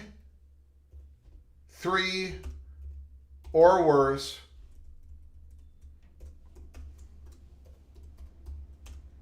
Bimba 75-79. Valuation, I'm going to give it a 4 for right now. I'll give it another look-see, but we're going to do a 4 on that Bimba 75-79. Thank you so very much. Our 106th I Do Declare booked in for our I Do Declare College Football World Championship. Replica, thank you for your patience. Very much appreciated, sir. I had to get caught up. The floor is absolutely yours. All right, can you hear me good? I'm sorry, what was that? Can you hear me? Yeah, I can hear you. Good, good, good. Okay, before I get into my original topic, I want to say I like that prediction from Bimba. I think Julian saying is massively overrated, so don't be surprised. Okay, all right. Woo! All right. But yeah, I wanted to talk about this whole Protect College Sports Act situation, because I think people are kind of missing like what's really going on. Like, we're talking about silos and expansion and all the things we talked about over the last several years. Mm-hmm. But I think the real story here is that none of this was about protecting college sports. Remember, this started 5 years ago, really with the pandemic and the are we going to play, are we not going to play? You got conference playing by different rules, different schedules, and there was no uniformity amongst the university schools in the midst of the pandemic. Then you had the House settlement, NIL, coming into play, and you had the two biggest commissioners at the time, Sankey and Kevin Warren. I'm going to leave the TD out of this conversation for now. They're saying, we need governance, we need structure. This is not sustainable, this, that, and the third. And now, after spending years asking Congress for help, they're now saying, oh, this doesn't work for us. As if they're in some kind of position of leverage to demand that Congress passes this, these protections. Like, and Nitwit was speaking on Barmer Show a couple weeks ago, and I wish I could phrase it better. Hopefully he calls in sometime and explain it himself. But the NCAA is not an open market. So it's going to be very hard to justify giving them an antitrust protection when they don't operate in the same open market that other businesses and entities do. Mm-hmm. And that's what they want. They want antitrust protection, not to have governance or to implement structure, because these are all things they can do themselves. The only thing in this bill that they can't do on their own is the idea that we're going to limit which conferences can expand. We're either going to put a cap on it or say if you make above this threshold of money, you can't move. Everything else in the bill is things that they can do themselves. This is about getting antitrust protection so that they can be protected from the consequences of their own actions. And every time I hear people like Heather Dinich go on SportsCenter and talk about, oh, the SEC is considering going into silos because the NCAA couldn't regulate the eligibility rules. Yes, they could, and they did. Sorsby was ruled ineligible. But that wasn't by the... Okay, go ahead. Go ahead. But the reason the member institution, Tech, did not want to uphold that rule. They were ruled ineligible by the NCAA. They ran to the courts. Just like Tennessee ran to the courts behind Nico leaving on the jet plane. Same way Ole Miss ran to the courts behind Trinidad Chambers. It's the member institutions not respecting their own rules. It's like being in the union. You agree to the rules of the union, but when the rules inconvenience you, we're going to run to the courts. Mm-hmm. That's essentially what they're doing. And, to answer Morris Simmons' point earlier in the call about why they're not making a move, because the goal wasn't really about expansion. They were going to do that anyway. If it was about a breakaway, these are conversations that were going on long before this bill was drafted. They want the antitrust protections, and speaking specifically on the SEC, they don't like the fact that they can't have their cake and eat it too the way the past generation did. They don't like the fact that the Big Ten schools and renegades like Miami and Tech have more NIL to spend. They're taking talent away. They don't like the fact they can't gain the CSP the way they used to, and they really feel like they got played by the Big Ten for going to non-conference games. And they did. That's the whole. And that's the whole reason this whole breakaway conversation is this. They don't have any real leverage to do it. Number one, because they're not going to be protected from antitrust lawsuits. But two, there's a lot of administration work that goes into running your league that they pass off to the NCAA because they don't want to do it themselves. So, I want people to start having honest conversations about how we got to the point and what this is really about, because we're making this big hoopla about, freedom of association and sovereignty and all these other things that they weren't talking about 5 years ago. And they want to raise it. Go ahead. I agree with some of that, but the reason why they're talking about sovereignty is because they've never had to talk about it before, because there was never a Congress that was about to about to take control over college sports. But who invited Congress in? Huh? Who invited Congress to the table? They did. The institutions, because they can't govern, because the courts do not give the NCAA any credibility. So they're not going to look. The Brennan Sorsby one is the greatest example.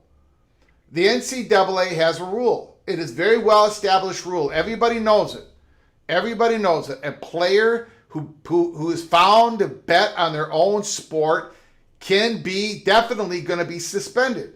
Cannot play in that sport. Everybody knows that rule. It's in the NCAA. So they made a ruling. Texas Tech did not agree with the ruling. Now that's a pox on Texas Tech, but the NCAA should never ever lose that case in a courtroom. But they did. And that showed the SEC and everybody else once again, my God, the NCAA can't even defend themselves on the most basic fundamental rule in sports. You can't bet on the sport that you're playing. So what did the Big 12 do? They went to federal court and they sued. And because the Big 12, it's a conference, because they have their own rules, bylaws that Texas Tech signed onto, they easily overcame this Red Raider and this Brendan Sorsby. They easily overcame the Texas Attorney General Ken Paxton, and all got settled, correct? Because the court gives the conferences the credibility, just like in the Ivy League case, just like in the Alston case. So that is why the Southeastern Conference, and it's not just the Southeastern Conference, it's the Big Ten, thinking we got to take control more of the rules and enforcement, because when we give it all to the NCAA, they're not getting the antitrust. They can't win in court. That's why we're having this big conversation. So let me ask you this. Let's say they do Breakaway. They go off with their own silos and they try to govern it. And then the school gets inconvenienced. Is all of a sudden what's gonna stop the schools from suing the conference? They could. Because in my opinion, the conference is no different from the NCAA. That could happen. That could happen.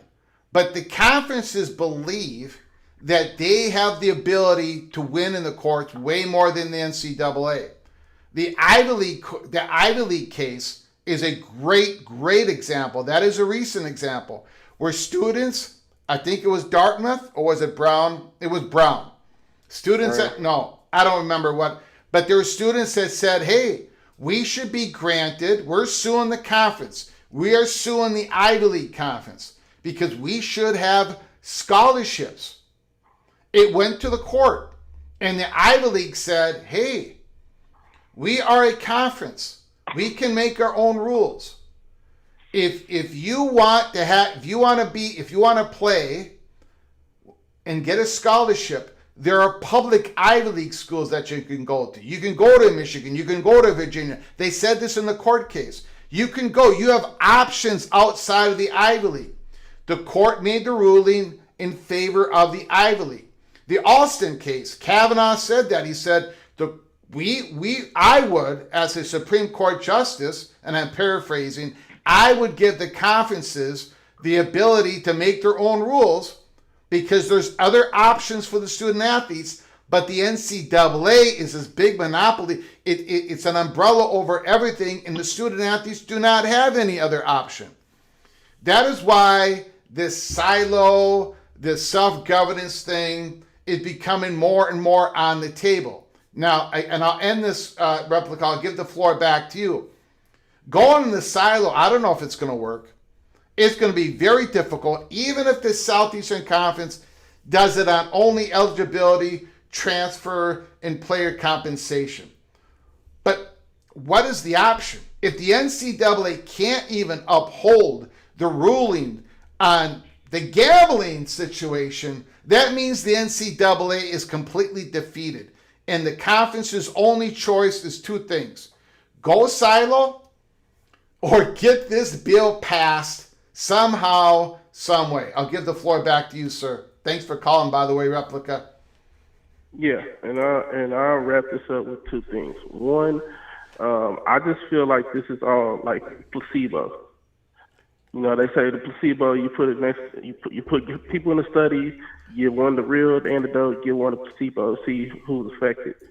I think once these conferences go into silos, you're going to run into the same problems. Now, I get the whole NIL with the Ivy League, but we're talking about a number of different issues, and at the end of the day, it's not going to going into a silo and governing at the conference. Not going to stop teams from A, trying to break the rules, and B, run away from consequences of breaking those rules. Yeah.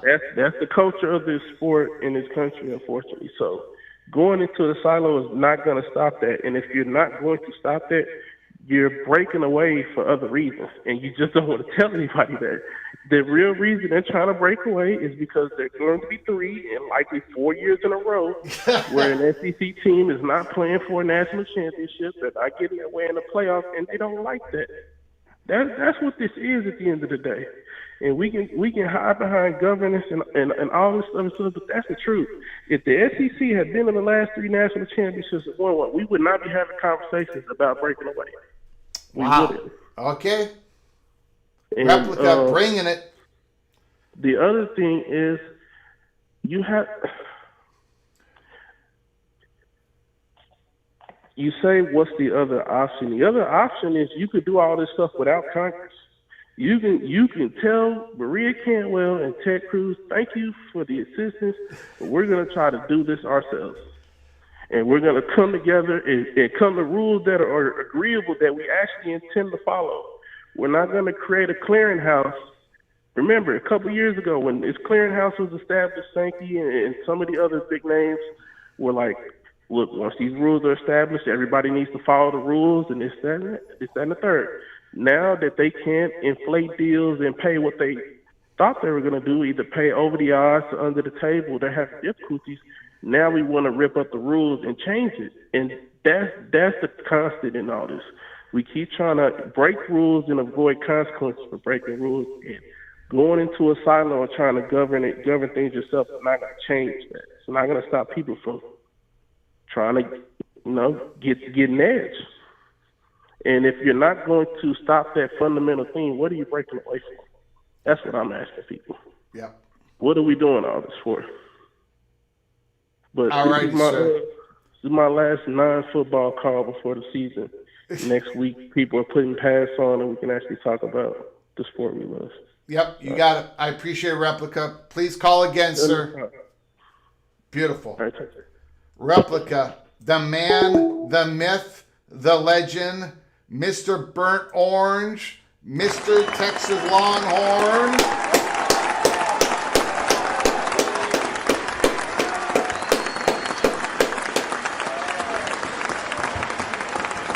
Thank you, Replica, sir. Very much appreciated. Always a treat when Replica gives us a call. Christopher Hooter, I do declare I'll take that Ohio State less than 93 bet. Thank you, Christopher Hooter. Very much appreciated, sir. From Bomber.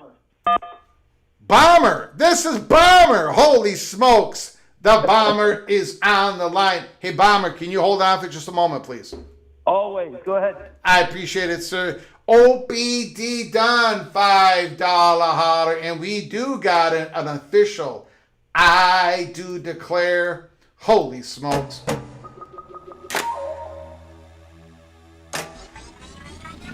I don't know if we have to give this a 4 or a 5.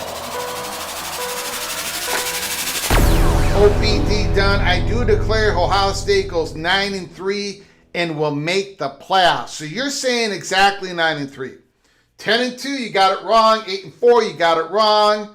11-1, you got it wrong. 9-3, and they don't make the playoffs. Opie's got it wrong. So I'm going to have to give this an evaluation of 5 points. Hold on, everybody. Hold on. Let me get this done right now. OBD done. Comes in. Wow. Holy smokes, OBD done. I don't know. I think you've outdid yourself here. Ohio State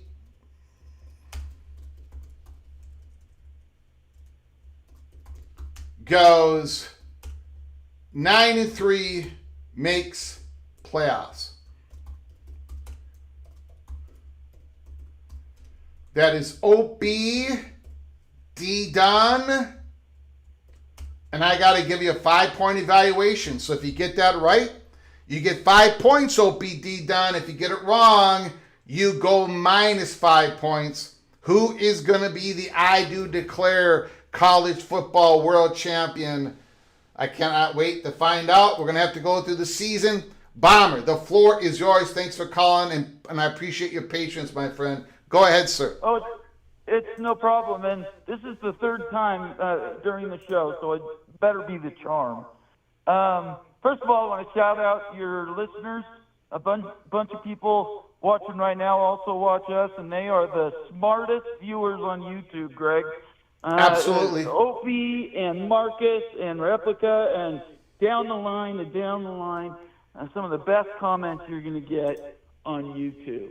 Yep. So, just a couple things. The first thing is we need to remember that we're conflating a bunch of different stories.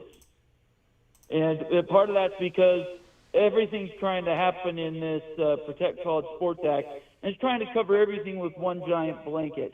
And that's where I was talking about earlier. I think it's too big, it's too ugly, and there's too much to it. So the first thing I want to do is I want to go through an exercise with you. Got it. Let's assume it dies, like I predict, right? Yes. Nostradamus. Yep. And it doesn't get done because the house couldn't happen and the athletes didn't get representation, these other things. It doesn't happen. Yep. So what happens next August 28th when we're playing football? We play in my opinion, because it's only my opinion, obviously. Right? Yeah, sure. We play football. It's going to be a glorious season. We're going to have a lot of fun. And the SEC takes back. They're going to make their own ruling on their transfer. It's going to be a restricted transfer. They're going to put the 5-for-5 in, and they're going to have their own player compensation package that will not dilute the House settlement deal. And that's what this is my prediction. That is what they're going to try to do first. Okay, and what does the Big Ten do? The Big Ten probably has their own player compensation. They may or may not follow the same transfer rules. And they probably do their own 5-for-5. And I imagine the Big 12 and the ACC will follow up and do their own ACC rule 5-for-5. So when a student athlete takes them to court, they have a way better chance of winning in that court. I love the way you broke that all down. I want to remind everybody there is an analog for everybody competing in the same championship, but having different transfer rules, having different membership qualities, and all these other things, and that's the Champions League in Europe. Yep. The top of the top playing soccer, football, and Yep. the Spanish league has La Liga has different rules than the Premier League, and the German league. I'm sure I'm spacing these names. I should, and I know Bundesliga. All those things are, and yet they all play for the same Champions League. So it can work. There is a precedent in world sport. It isn't. This is where. So this gets me to my second thing. So you're talking and again, we're projecting here. Yep. Right? Yep. That was just my prediction. Yep. Right. So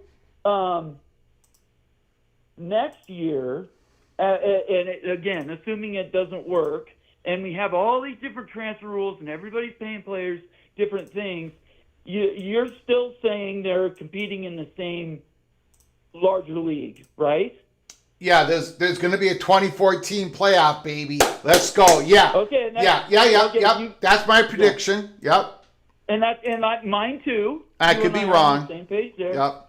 So So let me try to sum this up. I know you got a bunch of other smarter people who are going to call on, but assuming those two things happen and the world doesn't end, there isn't some nuclear holocaust because we have these conferences going into their own governance and whatnot. They're all playing for the same championship. Why is it right now, in the way you're talking about it, all or nothing? Because I don't think there is an all or nothing. I think there's various stages of gray, which we just talked through several.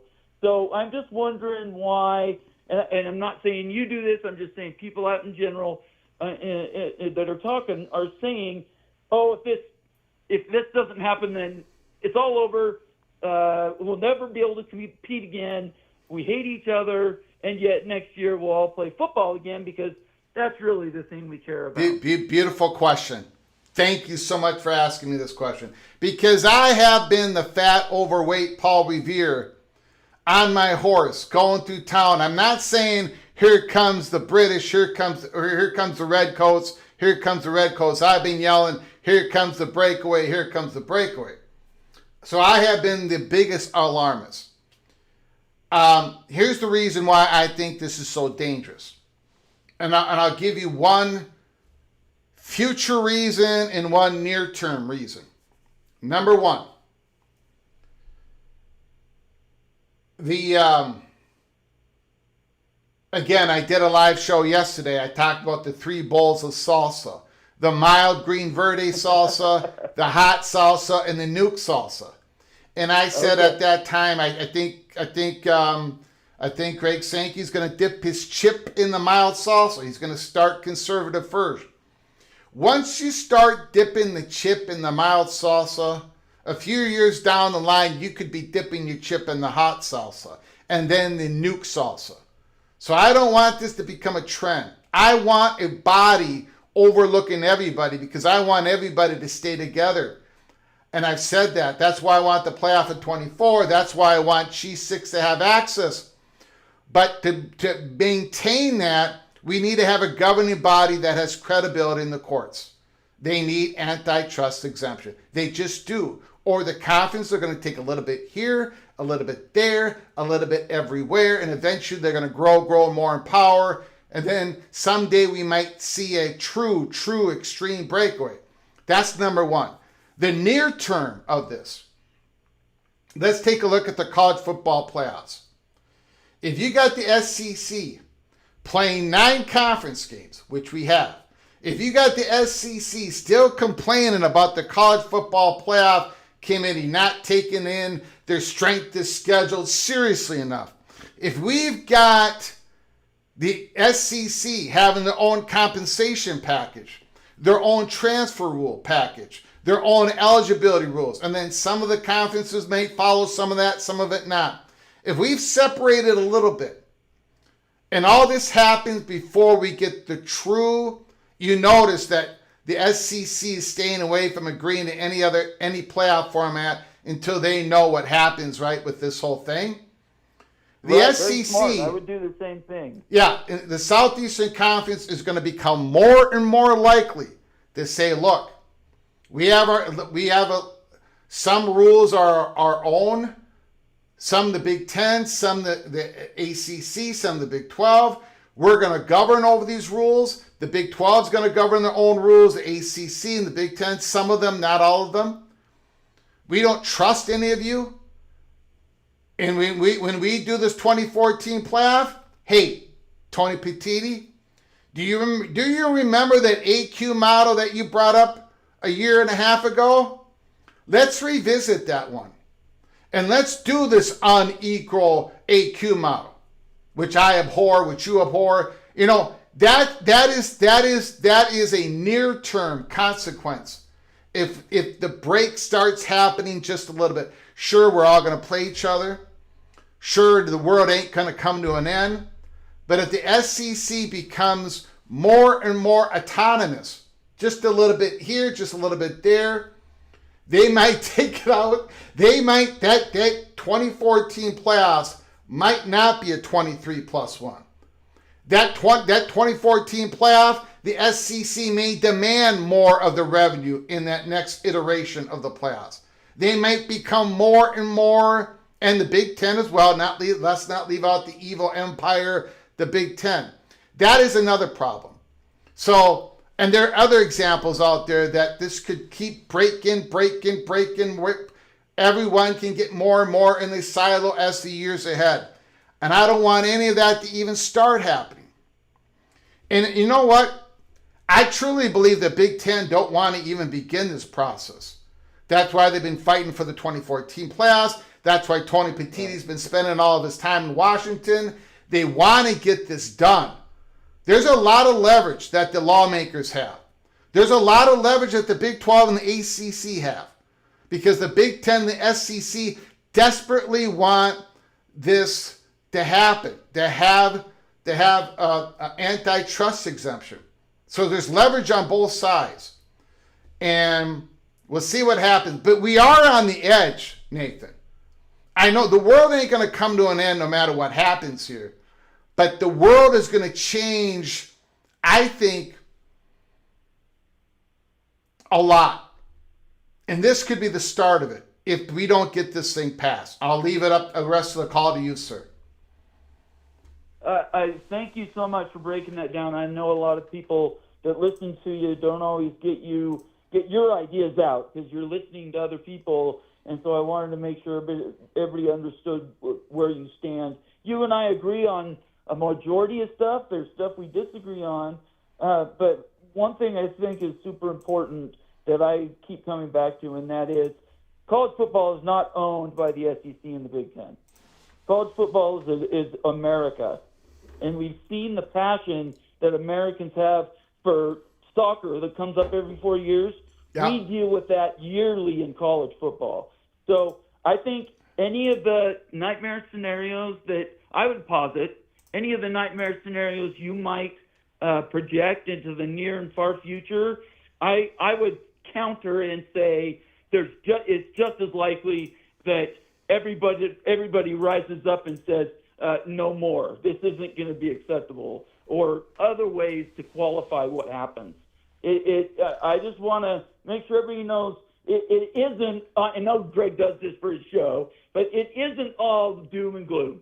There are things that we have out there that we all agree on, and I think at the end of the day, the only thing that everybody's going to hate is if there's some type of a monopoly, B2 breakaway, whatever that is, and you exclude more than half of the rest of Division I college football. So, Greg, thank you so much. You do a great job. I love talking to you. Thanks for the time, and I hope everybody really pays attention to the things people say, because sometimes we conflate these things because we're all excited. You know, I like talking about player representation and CBA. You like talking about the 24 Army of 24. And so I think we're passionate about these things, but honestly, if you were to write a book, there are 900 chapters to unifying everything in college football, and I simply don't think I think we're too far gone. I don't think we're going to get there that way. So, all right. Thanks so much. Appreciate you. Appreciate it, sir. Thank you, Nathan. Beautiful. Okay. Talk to you later. Bye-bye.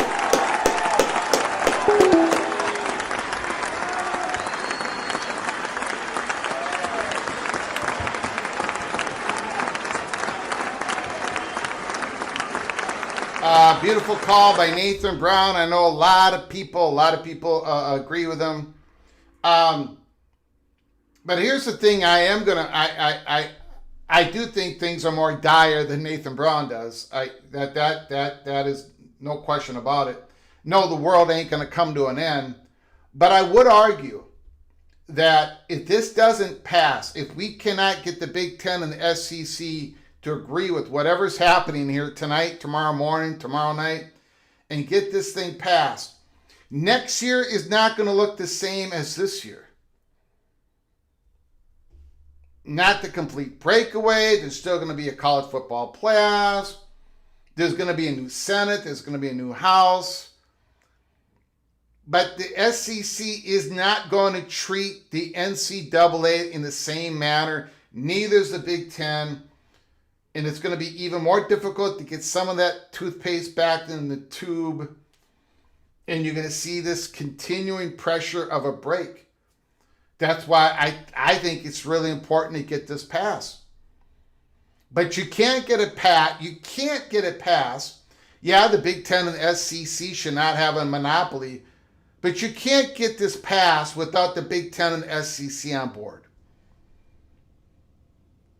You can't have things in the bill that restricts them but doesn't restrict others. You can't go this way and expect the Big Ten and the SEC not to start to break. So it's a give and take. Hopefully there is this compromise. Hopefully something gets done. But I'm going to go back, and I know that Nathan Brown and others do not quite believe that the Big Ten and the SEC are even contemplating. I should not put words in Nathan's mouth, but there are people out there that, I'll just go back. I'm going to go back here. Back in time. This was June 24th. Intermediaries and third parties, perhaps even schools, executives themselves, hint, hint, wink, wink, remain embroiled in dialogue with conferences that they most wish to join. The talks have been going on, as we have reported over and over again, some hot bubble of action talks just recently in June, as we reported. And now, given the bill's anti-expansion provision, those discussions have been accelerated. According to several officials with knowledge of the talks, are they accelerating to a place of imminent action? No, as we reported at Peek Around the Corner in June, as we have reported in July. And then you've got the article today, July 24th.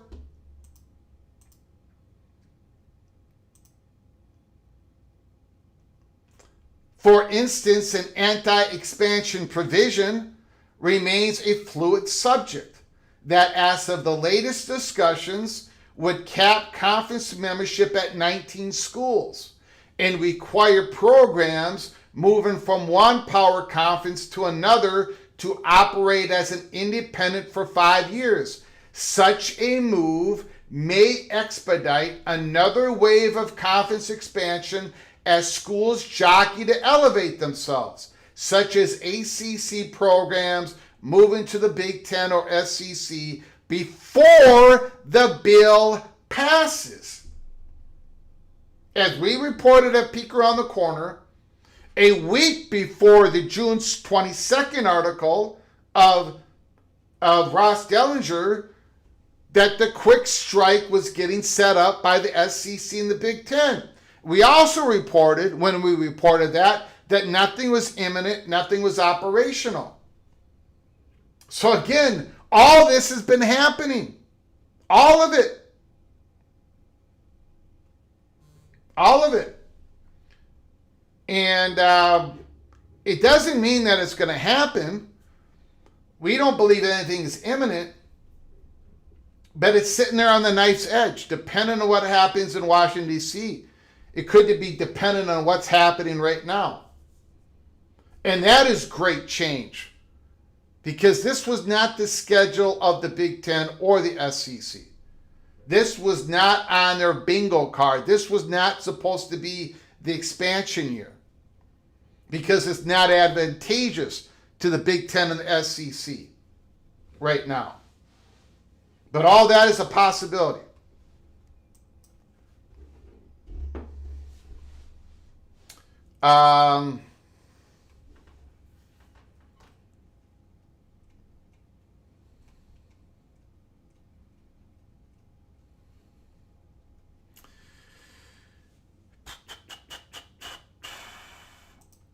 Tommy Tuberville is telling all Republicans just to support his simplified bill.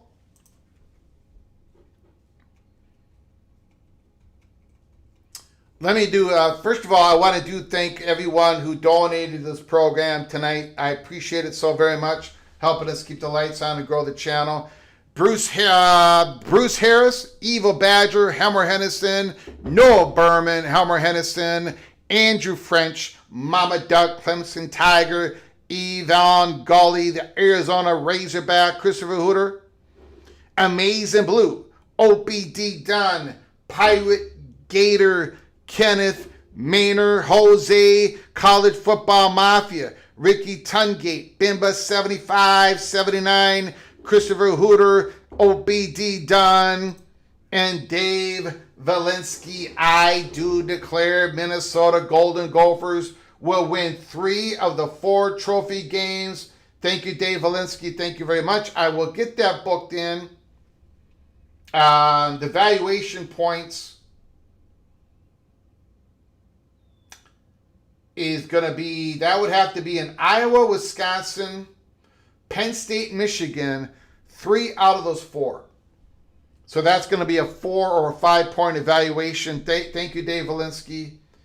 I appreciate it so very much. The $5 holler. I will get that booked in. I promise we'll have that updated for you and others before our live show happens tomorrow or later tonight, depending on what is reported.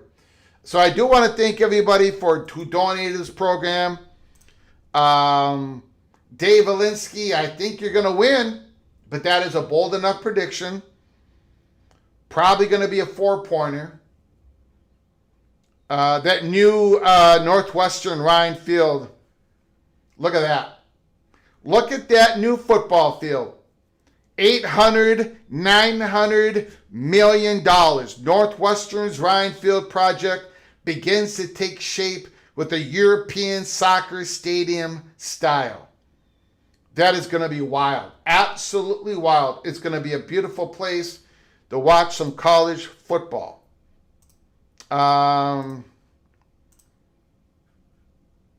Take a look here.